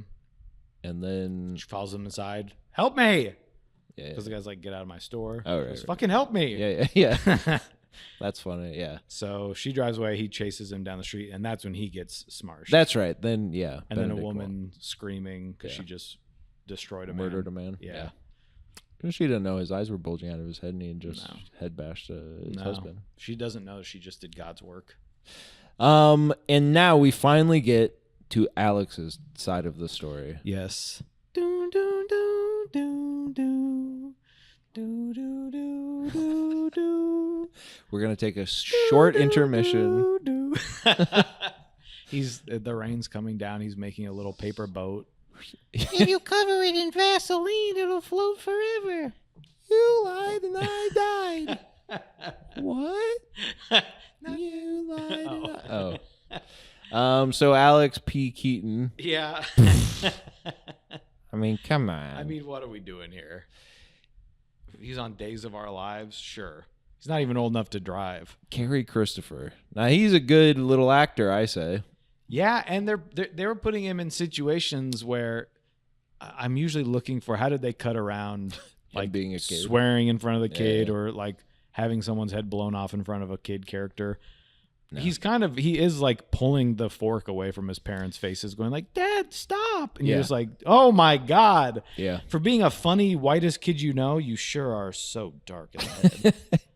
And he's like, "What?" You're like, Cregger. He's like, stop. He's like, you stop. That one's for our viewers only. I guess he was kind of small. Yeah. He sure was. On his other shows. Yeah. Well, he's small now, isn't he? And he's just so and he's getting bullied. And she go, I hope all these kids disappear. Well, we find... Fuck them kids. We find that, of course, Brolin's kid is the chief bully. Yeah. So you're like, a little too on the nose maybe, but it is, again, to your point of the like, oh, look at all these threads connecting of like, this kid's dad doesn't love him or like doesn't show him affection. So of course he's bullying for attention at school. It's the whole web has been woven in front of you, and you just have to sit there and watch the tethers bind, and you can't help but say, oh, cool. Yeah, I mean, I was just like, hurt people. Yeah. So Alex's aunt Gladys comes, and we kind of talked about that. She takes over the kid's parents. So yeah, and I think this is where we realized that her showing up is sort of like the sort of metaphor for when your Aunt Flo comes to town. Oh, okay. Well, this is This is what Cregger said. Okay. Not about Aunt Flo, but it was in that vein, which made me kind of laugh to myself because of something we've talked about before. But he was like, actually, that the whole third act thing with the aunt is about a kid growing up in an alcoholic's home. There is this third party that comes into the house that completely changes the dynamic and makes the kid be the adult. Okay. And I was like, okay. Because he's like, I grew up in a house like that, and you find yourself like feeding your parents, and you have to like figure out a way to get yourself to school, and There is this like you love them, but there's this extra thing happening that you have no control over, and that it becomes this third entity. This is why I don't need to hear Jerry Seinfeld going, no, it's just about being funny. Comedians don't need to have dark side. Yeah, have a dark side. Come Cracker Barrel. Yeah, I sort of took it as maybe as I'm thinking of it right now, and now you've soiled it. No.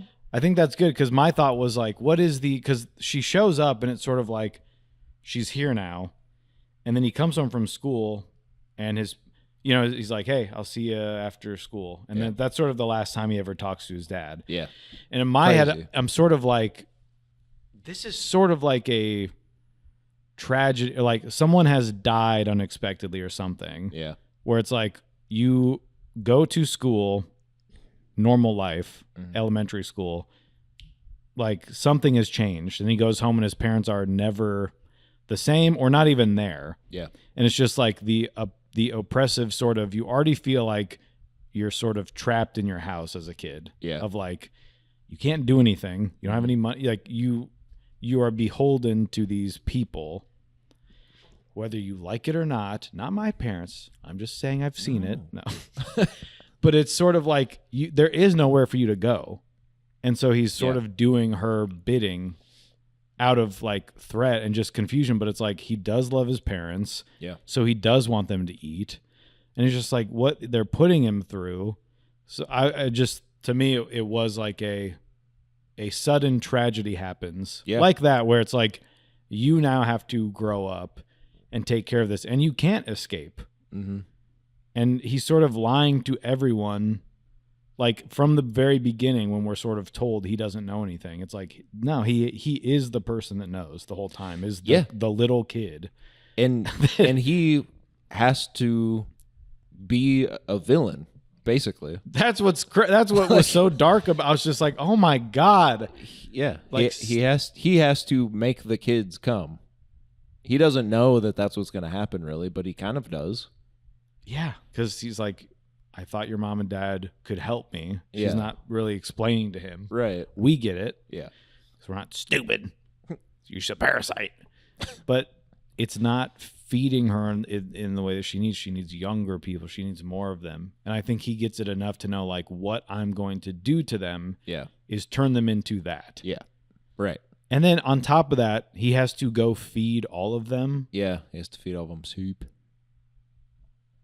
Feed his parents soup. And then so when she comes into the classroom and sees him and he knows sort of what he's done. Yeah. You're just like, Cregger, you've gone too far. And he just, like, he just has to lie about all of it. And then to save his parents. Yeah. Because they're stabbing themselves with forks and stuff. Yeah, like whatever you want to protect my parents. Yeah. Well, and then she's like, if we do this, I'll be better. And he's like, better enough to leave? And she's kind of like, Sure, yeah. Sure, kid. I'll leave as soon as I get all these kids. Bullshit. Bullshit. The kid does that.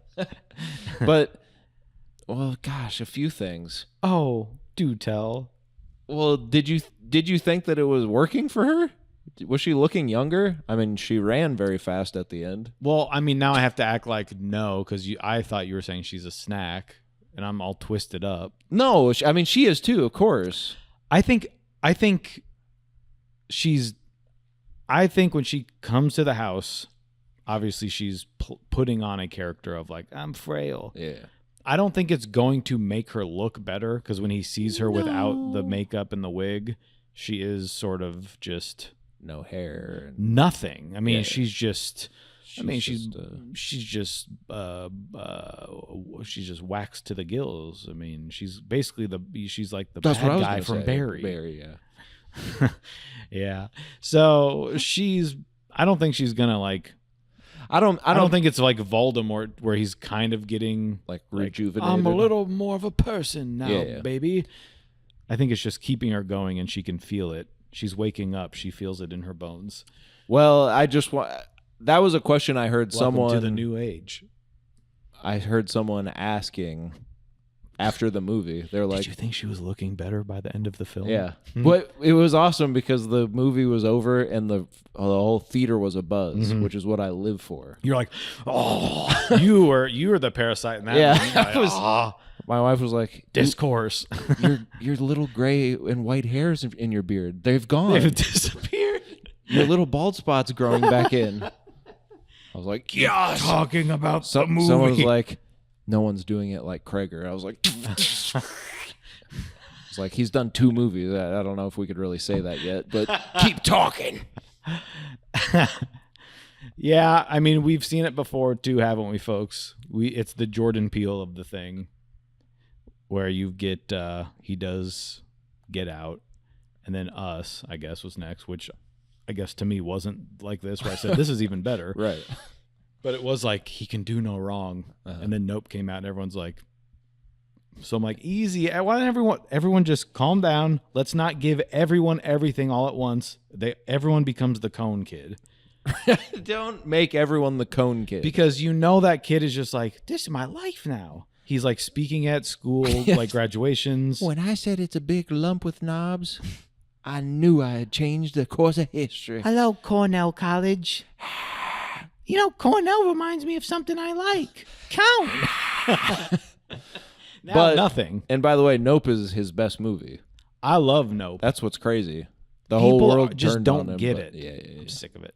But- But it's sort of like, we give everyone just... Well, that you said an hour and a half ago. But now I also feel like we don't give people their flowers enough where they're here. Now everyone says, I love Ozzy. Yeah. So you should have told him when he was here. Well, yeah, and like we were talking about Marin, everyone's like, I actually love Marin, even though I heard everyone Yeah. crapping on the man. And We'll do I'm that. still what? You're still what? You crapped on it. Don't like him. Yeah, but This kid's in Spider Noir. Hey, it's me, Little Spider. Huh. it probably will be. Well, whatever. So what? They said she looked hotter. She looks hot. No, they were just like, did it look like she was healthier or something? I don't even think it was working. I think she was lying. I was like, yeah. I think she just needs it to get by. Yeah. She's just like subsisting on. Well, and that's why I was wondering, like, has she been around for like 100 years or 200 years? Like, she's just like, she's still our Aunt Gladys. She's coming to the wedding. Like, this sort of like, she just exists. But then once she's actually in your space, you're like, oh, you're evil. Right. You're an evil witch. I'm sure in the new Wayne scary movie, Yeah. he'll come in. He's like, "Is it working?" It's like the little kid from God, give me a movie. Some kid, right? It's like some kid we kind of know, right? Or maybe no one. They don't usually use kids that we know. No. Or it's the guy from The Middle, the little guy. Yeah. It's that one. Yeah. She's like, "Is it working?" Uh-huh. And then she kind of has the wig, but she turns and looks at him, and all of a sudden she's Sydney Sweeney, Yeah. right? She's got the jeans on. Yeah. She's like, And she's like, "I feel good." And then she does like 3 backflips, but goes out the window. everyone cheers. And then there's a big shaped hole in the ground. You right? just see her Yeah. jeans floating down. And a big shaped hole Yeah. with two With giant. 2 lumps with knobs. And then the cone kid is there. It's like, I love me some cone. We gotta write a scary movie. At least let us in the room. I'll do Punch Up. I don't even get it. You're asking me to like now I have to rewrite a whole page. Okay, Make but- this funnier. You're like, you guys want me to make this funnier? I think I can do that. Yeah. So that happens, but no, I think she was just sort of. Yeah, she was just kind of doing it, huh? She just needs it. Okay, well, then we learned that, okay, the police did come, but she was like, Alex, we have Do to not come. Alex, we have to clean the house, get all the soup cans out of here. Yep. And then she and all the kids ran back into the woods. Yeah. That's the other part where I was like, where'd they go? And no one saw 17 kids running in the woods. Mm.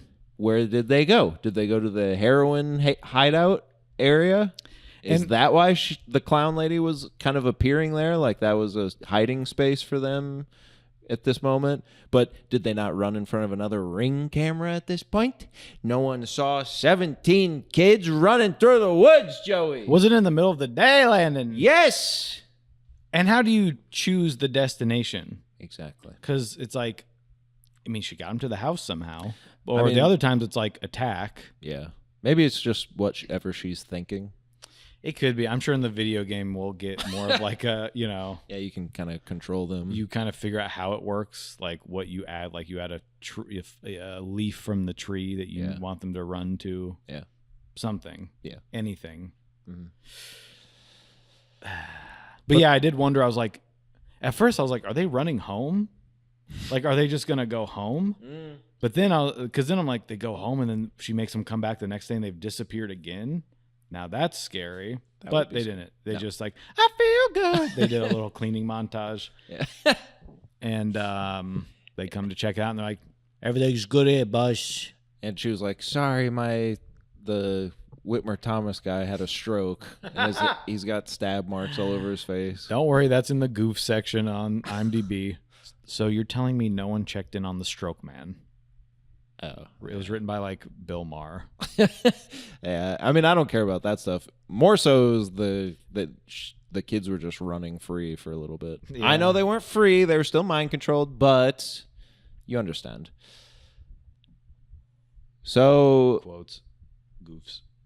Yeah. Finally, Julia and Josh show up to the house. Mm-hmm. Everything kind of coalesces finally in the big finale. They see, hey, that's Paul's cruiser. And then Paul comes out and kind of motions them. They come in. Yeah. It's a weird motion. Yeah. They go in. Paul goes after her. The little heroin guy goes after Josh Brolin, who very funnily throws him, keeps throwing him over and over again. 12 times. It's so funny. Just over and over and over. And at again. one point, so he throws him, and you're watching the space, but he comes from somewhere else. Yeah. It's like a gag of he's not even where you think he is. It's like Naked Gun when they walk off screen Exactly. and then he walks comes back on screen. Oh, it's that way. Okay. But I'm like, that would happen. Like, they're not really human. Yeah, they don't really feel until they pain or die. Yeah, until you bust They're gonna keep coming after you. Yeah. So but just that happening is naturally funny. Yeah, Like, he gets it. that's what's Because you're still scared. Yes. Because while that's happening, she is also in the other room with her like ex-boyfriend, Yeah, actually killing her. yeah, And she doesn't really get what's going on at this point. Right. So she's just seeing him like kill her. yeah. And this is taking so long also that it's like, it's funny, but you're stressed out because you're like, fuck, he's not going to get to her in time. Yeah. I'm laughing, but I'm also like, I mean, it's a crazy emotion to have. Indeed. It's like when you see the funny stuff on Splash Mountain. It's like, I'm trying to laugh, but I know a drop's coming. Yeah. Of course, just like that. Saw the Princess and the Frog. Woke. She finally takes Paul's gun out of his holster and shoots Paul. She asked to shoot Paul. And then we see that he doesn't stop because he's not fully out of the lifeblood of a human blood. And then she has to. Yep. Whoop, whoop, whoop, whoop, Josh goes downstairs. The whoop. other guy, the heroin guy goes after him. She shoots the heroin guy. He sees all the kids. He goes through. I don't care about you, kid. You kid. You kid. No. I need my kid. My kid. My kid. He finds his kid. No, he doesn't. Oh yeah, he does. Finds a scary little lady. That's right. Oh yeah, that's right. She's down there. Popcorn goes flying. Where's my kid? Meanwhile, Alex is upstairs. He crosses the salt line because he knows the parents will chase after him now, and thus they do. Chase him into his room. I love it. They hears Johnny him where they're getting their head through the door and looking down at him, and you're like, ah! Eventually, he kind of loops around, gets into the old lady Aunt Gladys's room, finds her bonsai tree, gets a branch, and what's he do? Well, he's gonna poke himself, isn't he? Or no, he's gonna get some hair, isn't he? No, well, He's got, it's the one with all the kids. It's the branch with all the kids. and he's gonna. Well, you tell him. He does use his blood. Yes. He does the ritual because he's seen her do it so many times at this point. So he bleeds himself on the stick. So does that mean there is a sort of blood connection here? Yeah, that is the person that's in control of them. But are these a special is this a special family, or is it just anyone who could ever do this? Oh. It doesn't really matter. It's just something I was thinking about. Yeah, is this like a bright burn? Has nothing to do with it. I wonder. I mean, she's obviously, I believe, set something up that within their bloodline lives and reigns supreme. Now, that's not to say that you couldn't find the same dark tome that she once read from aeons ago and do the same dark ritual in thine own house. True. But he's kind of got a shortcut to like, she's my aunt or whatever. Right. Done this before. I've seen her do it. I'm sort of in. Yeah. The cheat code is her. Yeah. And in the video game, I think it'll be less of a cheat code and more of just like an unlockable. I think it'll show your blood glowing, so it's like you're part of the clan. Yeah. Well, in the basement, she gets Brolin's hair or something because she snaps him to go fight Julia. Yep. So they're doing that, and I'm like, oh, come on. You guys are like the libtard and the MAGA guy. Right, getting together. Teaming together, now you're fighting. Well, you're always going to have that sort of love-hate thing, right? Yeah. You've sort of got the two best friends that... And then the boy. Yeah. And you see the old lady kind of go... She knows. Yeah, she can feel it in the Wiccan air. Uh-huh. And all the kids start chasing after it. Brolin snaps out of it. The parents snap out of it. The kids... Now, this also becomes complete cathartic comedy. Yes. She is running like a clown through the streets, through people's houses and stuff, and it is just a stampede of kids chasing after her. And it keeps going and going also, like Brolin throwing the drug guy and like... and in the same way, with Marcus running down the street, you get the comedy comes from what would this be? Yeah. Because typically when this stuff happens, it would be like a empty, apartment, or you're not seeing people's reactions. Yeah. It's sort of like they're in an abandoned building. What keeps the tone of like the scary stuff? Yeah. But now, if it's the middle of the day, yeah, and then there are people just running through your house, and then you get her going through, yeah, and then sort of the quiet, yeah, and then 18 kids, yeah, and then later when he's looking for them, right? Like there's someone in our living room. There's a guy here, yeah. But yeah, you do get and you're like, thank God, because it is one of those where you want to see that, and it's not and look, we've talked about before, Mission Impossible stuff like that. But then I've heard other people say the death in Mission Impossible at the end of that, the new one, they're like, it's a good earned death. And I was like, no, I want to see these people suffer. Yeah. But I'm like, you do get her getting, dealing with that. They rip her limb from. They literally rip the top of her head from her jaw, and not with ease either. There's struggling. A struggle of, and you can watch them finally pull it off and they'll pull her arms off. Mm-hmm. That's when I was like, oh my God. I was the guy. I said it. Just the kids covered in blood. Because again, to your other point of like, what are the child actors able to do? I guess we're not really we are kind of getting close-ups of their faces and stuff, though, aren't we? Like they're ripping an old lady apart. Yeah. I know it's fake, of course. They didn't actually having them go on to set with like body parts ripped. Well, I don't know if they did or not. But they're goring this woman. Yes, and someone had to take the top of her skull off, and then these Hollywood parents are probably just like, "Hey, it's $200 for us. Whatever pays my bills, baby. You ain't gonna touch this money until you're 18. That's the Haley Joel Osment rule. That's what he did. He's fine now. Yeah, he's totally normal." So they rip her limb from limb, and the music is kind of harkens back to that hopeful swell of when they're running through the streets at the beginning of like That's like almost inspirational. They're ripping this lady apart. And he's waiting. Alex is waiting for sort of, the door is getting busted. It's kind of the final door. Yeah. And he's just waiting for it to work. Mm-hmm. Kill her, so it'll be over. Yeah. Kill her. And then she finally dies. Oh yeah, that's when Brolin wakes up. Yep. And his parents wake up. Brolin goes to look. He finds his kid. He's doing the same thing as in the basement because he can't see anything. Where's my Joshy? Or whatever the kid's name is. And then Found you. Julia goes upstairs to find Alex, and he's just hugging his parents. And we say, I hope she sees what we want to see, and he is. And you go, yeah, that's nice. Now, not that anyone's fixed. fixed. No, because then we get the little girl at the beginning of the movie. She comes on the intercom, and she says...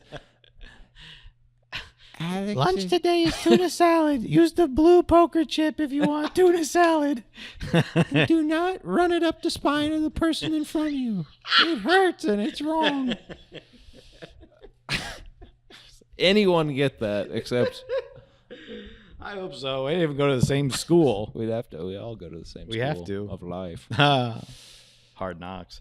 Yeah, but actually they're not better. It's like, okay, there's going to be these kids are going to need an Epsom salt bath or two. Okay. Well, so she says... The parents have gone upstate. The parents have gone upstate to receive treatment or She's something. living with another aunt. She's much nicer. Yeah, We've but it's heard. like, well, that doesn't make me feel any better. Well, yeah, because you see them hugging and you're just like, he did it. Yeah. The little bastard did it. Like, I'm going to watch this every Christmas. Yeah. But then she's like, they're still broken. Yeah. And you're like, wah, wah, wah. And then as the Brolin's kid is being walked away and he's just kind of looks dead. Yeah, his eyes are much like my favorite donut, glazed over. Mm-hmm. And she's like, yeah, whatever I said earlier. Some of the kids have even started talking. Yeah. So it feels like they'll get there. Yeah, hopefully it's a little hopeful, but also like, who knows, Mm-hmm. Like I said over an hour ago, to me that was funny where it's like the actual victims here, not that, the people, the dad hurting is also a victim, but it's sort of the actual victim of the thing. We don't even know what the hell they went through. And now that I've had time to think about this for over an hour, is it because it is being told as this sort of children, this scary story, this folklore story where we don't know their side of the story. Yeah. We have the other people. We don't know what they went through. Mm-hmm. Most of them can't talk still. Right. We don't, or they've gone somewhere to get whatever sort of help, or just get cuckoo nested. Yeah. By a tall orderly. Mm-hmm. Just do it. Put it over my face. So I think that's also, we are getting what side of the story do we know, or that is able to kind of be expounded upon. Yeah. Because we don't know what they went through. We don't know how conscious they were that they ripped a person apart. Right. Or that they were stuck for a month standing in the basement being fed soup barely. Their legs are got to be sore. Yeah, or they're buff. Most people are forgetting leg day. They can because they need the rest of their body to catch up. That's so true. But and also I was thinking of like when Benedict Wong is just sprinting through the whole city. I'm just like, God, his knees have to hurt.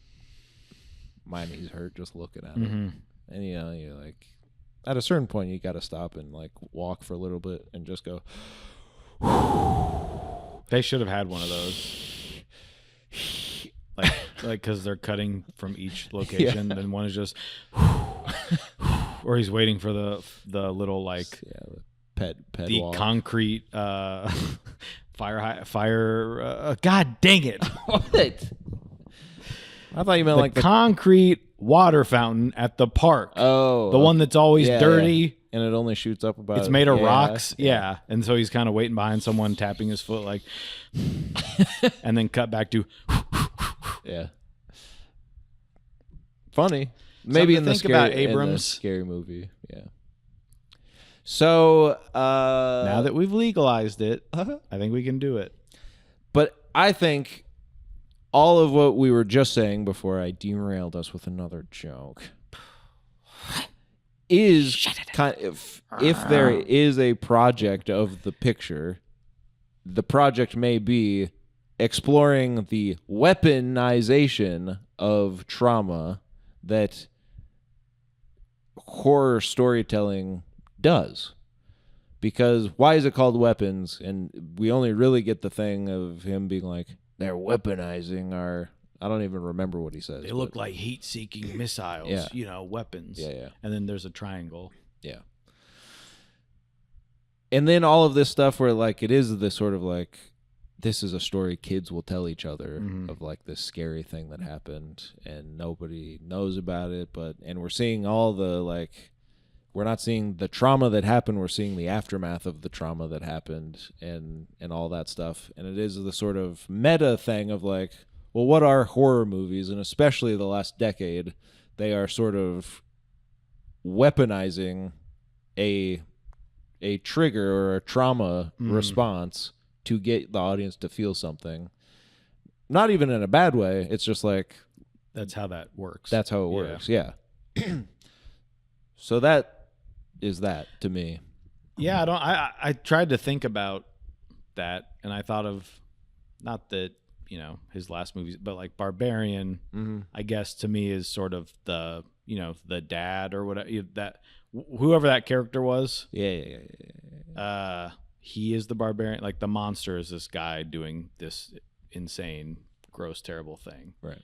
Whereas so I'm like, so what is the weapon? Is it what we're thinking of? Like these people, she's using this power. She uses it to turn people into weapons. Yeah. Is it? I'm like, that seems like kind of simple. Because it's like the kids are also used as weapons against her. Yes. So I'm like, is it as simple as that? Or is there... I think so, too. Because it is a pretty generic title, even to the point where it was coming out, like, oh, you got to see what, like, we should see weapons. In my head, I'm still doing the, what is that? Like, weapons. It sounds like weapons. Wolves with Brad Pitt and George Clooney. And that's actually wolves. Holy crap. You're not supposed to call them diet. So it's good. Oh, and we should say release the Barbarian cut. Still no physical release for Barbarian. Is that true? Yes.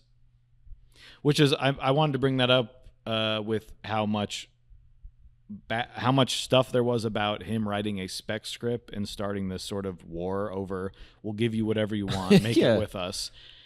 Put his movie out. It was Fox Searchlight, is that right? I think, and then they were bought by Disney, who basically doesn't want to do physical media anymore or have probably something to do with horror movies. And it's like, then don't buy the company. Anyway, crazy to do this and have a great opening and like everyone... No one has like, or no one can get the rights to it, I guess, like like Arrow or whatever. Yeah. Can't do a special release of Barbarian. In No 20 physical years, release at all. Still. Well, in 20 years, we'll have a steelbook with a bunch of special features made by like people that weren't involved with the movie. It's like, I liked the movie. This movie was good. It's basically what we're doing now, Yeah. but you have to like read about it in a leather bound. Hey, put this on the Blu-ray. I'd love you to. Yeah, I think that's about all I wanted to say about this movie. I think it was sort of as I was watching it, I was able to just relax because I said, this is great. Yeah. Like, I'm really not, even the little things we've talked about of like, is that, and I read something too that was like, they actually don't also just run in a straight line. Sure. And I'm like, okay, but I just like this. Yeah. And I think the way it was filmed was every part about it. I was like, I can just enjoy a movie. Yeah. And just sort of think about how nice it is to see something good. And I just seen Naked Gun and I was like, everything's going pretty well for me these days. Yeah, there's been some good movies out in the theaters these days, huh?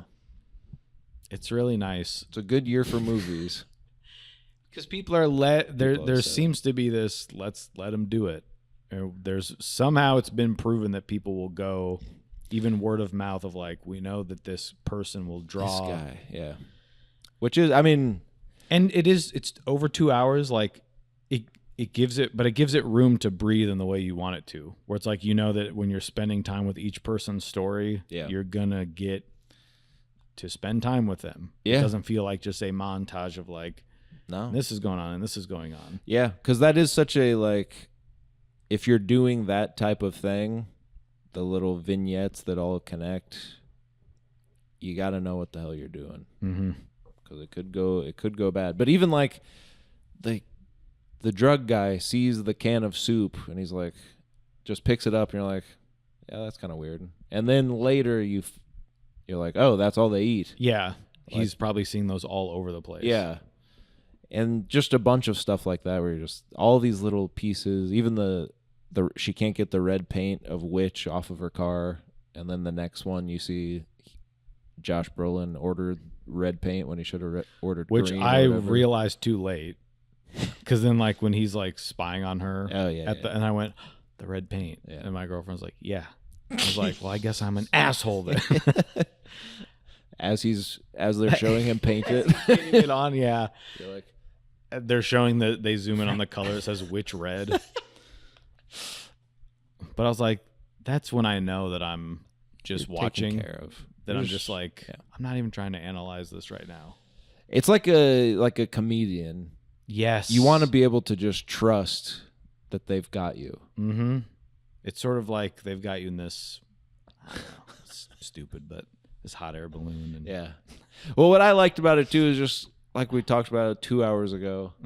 It's a guy's vision, and I like that he's not precious about what you take from it, but he was so precious about what it was. And having control over that thing. Yeah, because sometimes you don't get that control. But if you have it, why the hell wouldn't you make it? And you have to know how rare that is. Yeah. And so doing it right. But like you're saying, to the point of now it's out there, and it's not, I'd say 90% of the people that end up seeing this thing over time are not going to be doing what we do and going straight to, okay, well, where did he talk about the movie? Right. What interviews has he given? Yeah. We'll read all the supplemental stuff. Like, no, it is sort of up to someone to just watch a movie. Because also, it's primarily people coming off of the hype of Barbarian, which was kind of weird for like structurally, and like it's definitely like an original, different horror movie. Mm-hmm. But at the end of the day, I think that movie is scarier. Just as far as like there are the jump scares, and like the Airbnb thing is like that's scary, and then the flashback and it's in the like 4-3 and that's all weird and creepy, and then the whole what's happening in that movie is darker in a sense of like just sort of a gross psychosexual freak incest. Everything's gross. Yes. To where I got sick, like I was gagging. I thought I was gonna throw up. Yeah. At a certain point. It's all very nasty. And it was in the thick of tall naked lady summer. You had or whatever. Smile, you had that, you had another thing where it's like, what's the scariest thing you can think of? It chapter 2 or whatever. Yeah. Like it's a big scary naked lady. God, I gotta watch that again. But so people coming into this, which this is a bigger swing than Barbarian, even though Barbarian is kind of a big swing. This one's even more of like, what? Yeah, because there's also the history of we've seen him do that. Yeah, and we saw you beforehand, and you're like, it's not. You said it's not that like it's not scary, really. Not even in a bad way. No, like it is dark. It's just not, and like it is scary. There are the jump scares, but like it's not a horror. That's what I like. That's the thing about Prisoners that gets me so, like, just right under the table. Yeah, because it is real life, and then taken to the darkest. And then like, what if it was this insane thing that we can't even tell? Like, you're just seeing this ritual happen. Yeah, and you don't even know if these people are right or not, or what with what they're doing. Yeah. but when you hear why they're doing it, or like her, where it's like she's doing all this just to keep herself here almost. That is just like for no reason, just ruining lives. And who knows how long she's been doing this, how long people have been going missing throughout this world. And really her motivation is selfish and to ward off the sort of trauma of dying or being sick or whatever. Like her whole thing is, I do not want to deal with loss. So I'm going to kill everyone around me so that I don't have to deal with it. It's just like there are these things that are interesting about And then it. that's when I'm like, is she dressing that is just the way she looks that way because she is so, you know, and you have that like the idea of vampires when they're like, your whole life is a blink of my eye. Where it's like she doesn't really, or just like now when someone's like, so you guys, your parents bring up like Justin Timberlake. It's like, what are you talking about, dude? That was like 20 years ago Cry Me River came out. Yeah. But you just kind of lose track of like what's in. Yeah. So she just sort of has this style and is just trying to cover up anything to make herself look a little more human. But she's not in her right mind. No. So in that way, we love it. And she's the mom in Uncle Buck. Bye. Bye. What do you give it? We have to rate it, of course. I think, having talked about it now, I have to give it at least an 8.5. I was going to give it an 8, but I think an 8.5 is in order here on iBuds. A perfect 8.5. And maybe rewatching it, I'd even bump it up. I don't know. But I think it deserves it because now you know the structure. Whereas that's before the thing. you're discombobulated. I am excited to rewatch it to see all the little pieces we may have missed. Yeah. Now, I was thinking back on Barbarian, of course, and I was like, I think just visceral reaction out of the theater, Barbarian hit even more for me. In just a way of like, this one is, you know, there's more to chew on, I think. But Barbarian, just as a strictly a horror movie that's like still original and does have stuff to chew on, but it is, you know, it's complex, but not as like subtextually complex as this. I just like the immediate hit of Barbarian was maybe a little higher, but I think this is a better movie. What do you think about this? Practice safe subtext. Put that on a t-shirt. No. Yeah, I think I was thinking about even the music in this that kind of goes all over the place where it's like it's not even that isn't like a sort of it's not it changes throughout based on whose story it is and like what's going on to where it's just like straight up not sort of an atmospheric scary thing. It's punch drunk love. Yeah, there's stuff going on. You've got different sounds, whereas Barbarian is sort of like every aspect of that movie to me is a horror movie. Yeah. To where even the soundtrack is just scary. Like I listen to that and I'm like, it's just very unsettling. Yeah. And I think that it's a simpler thing, like you said, with Magnolia. And he's mentioned like, I wanted this to be a horror epic where I think you do have to bring in parts of, to me, it's just like getting to know people. Yes. And getting parts of the real world. Yep. To get into the horror thing. That's always going to be more effective than just like, who are these people? Like, so what do I care that they know what they did last summer? And it is just like, but also so much of horror is just like tropey. Like characters don't feel real at all. And I can't place the difference with this. And I don't really have a comp right now. I Know What You Did Last Summer, the new one. But like I believe all of these characters and I feel bad when all of them die. And like that is just the difference between a good director and a bad one, I guess. Probably. I think he kind of did that with Barbarian even at the beginning when it's like two characters, you don't know who they are. Yeah. And so you're just like, okay, now they might funk, but they go to the basement It's like, is he the bad guy? But you still don't have any. So it's like, oh, well, that's over within like whatever, 10 minutes. Yeah. The story's actually about this other, then the other guy comes in and you get to know more of them. Yeah. So you sort of get that, like, here's what you're used to. Yeah. You don't know anything about these people. Who cares? The teen sort of horror thing of, okay. And one of them is Pennywise. So he's even there, you're playing on the expectation of like, well, he seems like a bad guy. Yeah. Because his face does that thing. Yeah. I can do the eye thing. All right. Do it. But Frosty's like, all right, do it again. Now, Star Wars, shut the fuck up. Your website's all AI now or something. Like, go away. Yeah, we don't need you anymore. Thank you for what you've done. Cull AI-der. Sick. I'm shaking when I said that because I know we're going to get cummed after. So, yeah, I think this is good. But I think, like you said, I think they're two different things. And yeah, they are.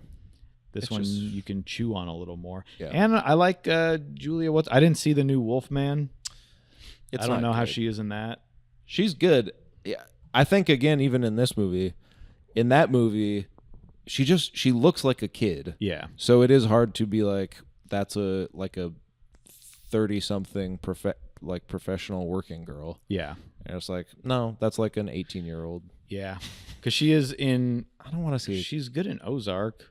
But she's playing like, I think she is playing younger. She's like, Marty, what the hell? Yeah. Get the hell out of there. And you're in the Ozarks now. Hey, Hurry up. Then I didn't see that, but she's good in this.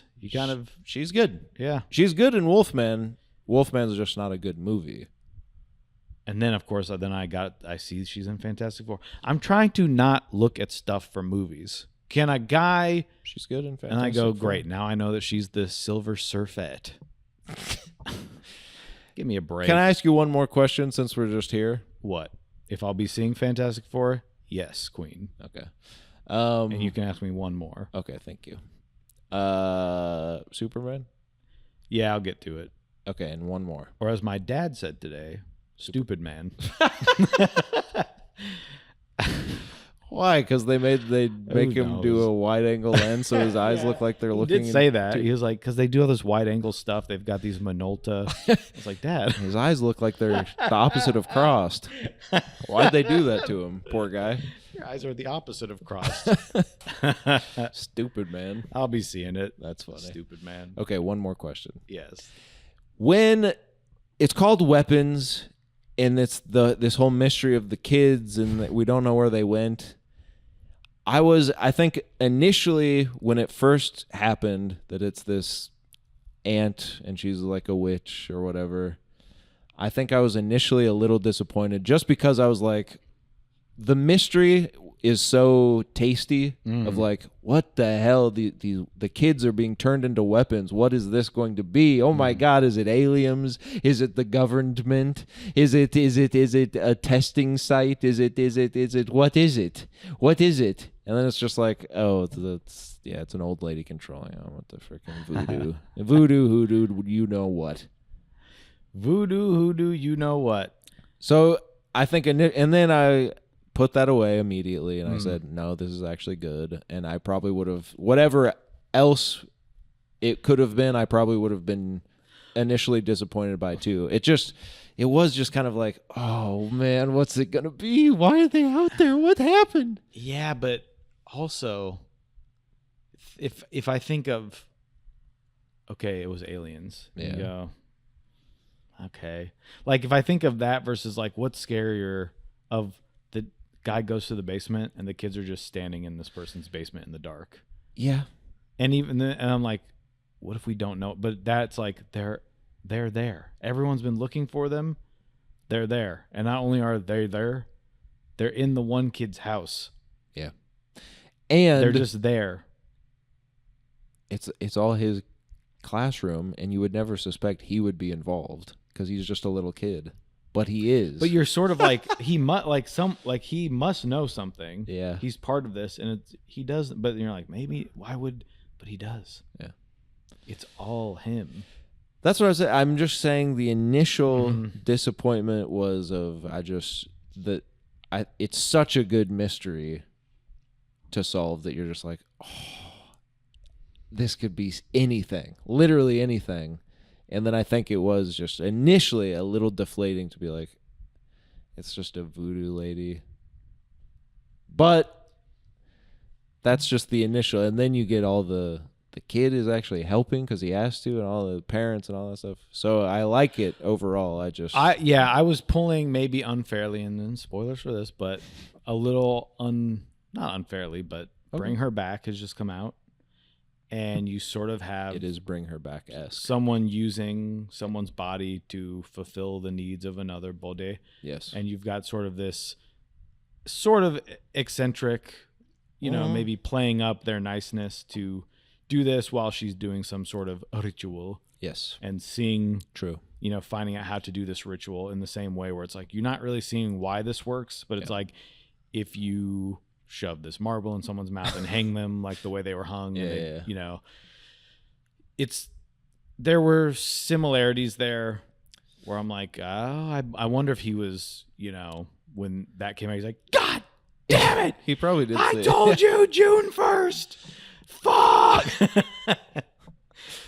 Because there is a little bit of that. Yeah. Going into what else is this like you're saying? Because then I'm like, what else would it be that would fulfill even if it was like you never know where they went? Because even I had that thought of like, they disappeared, they never came back, and it's like, is it really just people dealing with like, what happened? I was a little worried we weren't gonna get an answer. That would have pissed me off. It would have been cool, but I'd also. It's interesting, but at the end of it, I don't know if it's satisfying. That's the trouble. But because this, you do get that payoff of like, get her. Yeah. Get her. But I think that's what, when the little girl says that at the beginning, I have no reason to not believe her. Mm-hmm. So. Yeah, because she says we never saw them again. Yeah. And then she's like, well. And I thought maybe they just meant up to this point. Because we were trying to figure that out on the way home. That's true, too. And it's like, well, because she's like, this is where the story really starts. Well, let's do this quick, too. I saw a theory online that this girl, I didn't take it this way, but. What do you want? What am I even supposed to look up here? The soundtrack. Girl. The soundtrack theory. list. No. The soundtrack list. Okay. By the way, I did do a little spoiler because I was looking at the Weapon soundtrack because they released it. Uh-huh. The Barbarian one I have is like, it's called Mother's Milk. I'll gotta show it to you guys sometime, all our listeners. But it is like lumpy blood colored with white splatter. Uh-huh. It looks disgusting. That's awesome. It's awesome. It's titty milk. So, ooh. But I was looking at this because Waxwork put out the they put out the record, and I go, well, I'm not going to buy it before I see the movie, and the movie sucks. But then I went scrolling, and I saw I Found You, and it was the sort of Phantom Menace problem. Yeah. But then I sort of, to myself, I was going, that doesn't mean that.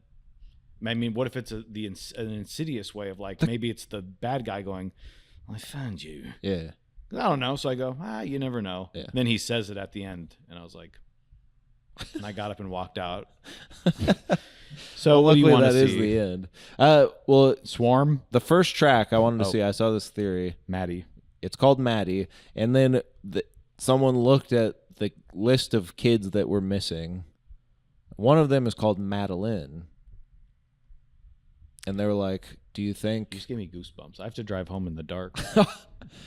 They're like, "Do you think that the voiceover girl is one of the kids?" And her saying, "Some of them can." It's her. She's kind of being a little cheeky and saying some of them can even talk now, and it's her that can talk. Do you like that? I do. Interesting. Isn't it? In it. It's one of those where I can. That it seems like it could either go either way with him. Mm. Sometimes filmmakers aren't trying to hide something in everything. No. So I could also see him going like, oh, that's interesting. Yeah. No, she's just telling the story. Yeah. But it's kind of cool. It's kind of cool. Because in the cast list, her name is just narrator. Yeah. So unless we see in here a Madeline or a Maddie, someone playing someone, there's Donta. Then we've got a liquor store clerk. Then we've got Glad Tease, Archer's wife, Matthew. Hey. I mean, yeah, she probably would be in There's the a cast. foreman because there's 3 more. I don't know. No. I can't Gary. do something like that. Well, we don't have to, but Well, I just don't see one. it was just like, you know, on the board I see it, Lisa. with the photos of all Yeah. the kids, and there was little print underneath each of them that said their name, and one of them was Madeline. Supposedly, Who's doing that? that's just an online thing. Did someone like take their phone out at the? Exactly. It's probably made up. Yeah, it's probably AI from Collider. Just we're gonna get like a cease and desist. Fine. Yeah, there's a lot of uncredited people. Well, I don't know. It's I just like something that. fun to think about, but yeah, it's also not one that's like shut up. right. Yeah, because I did see some that are shut up. You're serious. Yeah, But I no, I believe you. like that. I mean, I like that, and I don't think it takes away from the sort of folklore aspect of like, no, because that would be like a goosebumpian. yeah, Who's Afraid of the Dark? Where it's like, hey, we've got a new person in the night time club, whatever the hell they're doing out there. yeah, But then they're like, and some of them even started speaking again. And then they're like, what was that scar you said they had? And then she's like, oh, nothing. And then she turns her head and you see a scar that's in the shape of a penis. So you realize that she's been telling the story. It's like the girl that's like, and then they took the bow off her neck and her head fell off like this. yeah, yeah. Or it's All like right. at the end of the Thriller video when Michael Jackson's eyes are still like they glow. He looked at the camera. He's still actually a werewolf. It's kind of like that too. So, Well, you heard it here, folks. If you like music, check out the rest of our shows. If you like other movies, we've done another episode on a different movie. And if you want to like and subscribe or go to our YouTube, Not Good, Not Bad Productions, rate and review. What else? that's about it. We love you all and we respect you in all of your opinions. We hope that you share them with us down below in the comments. Let us know what you thought of the film Weapons On the the movie theater Thank that you. you went to. Bye. Each week we listen to an album, here's our rhyme. Just know it's gonna take about 3 hours of your time to hear us complain or praise each other's taste. But no matter what, at the end of the day, we're just best friends who love different music. We are earbuds, earbuds, earbuds. This is Earbuds.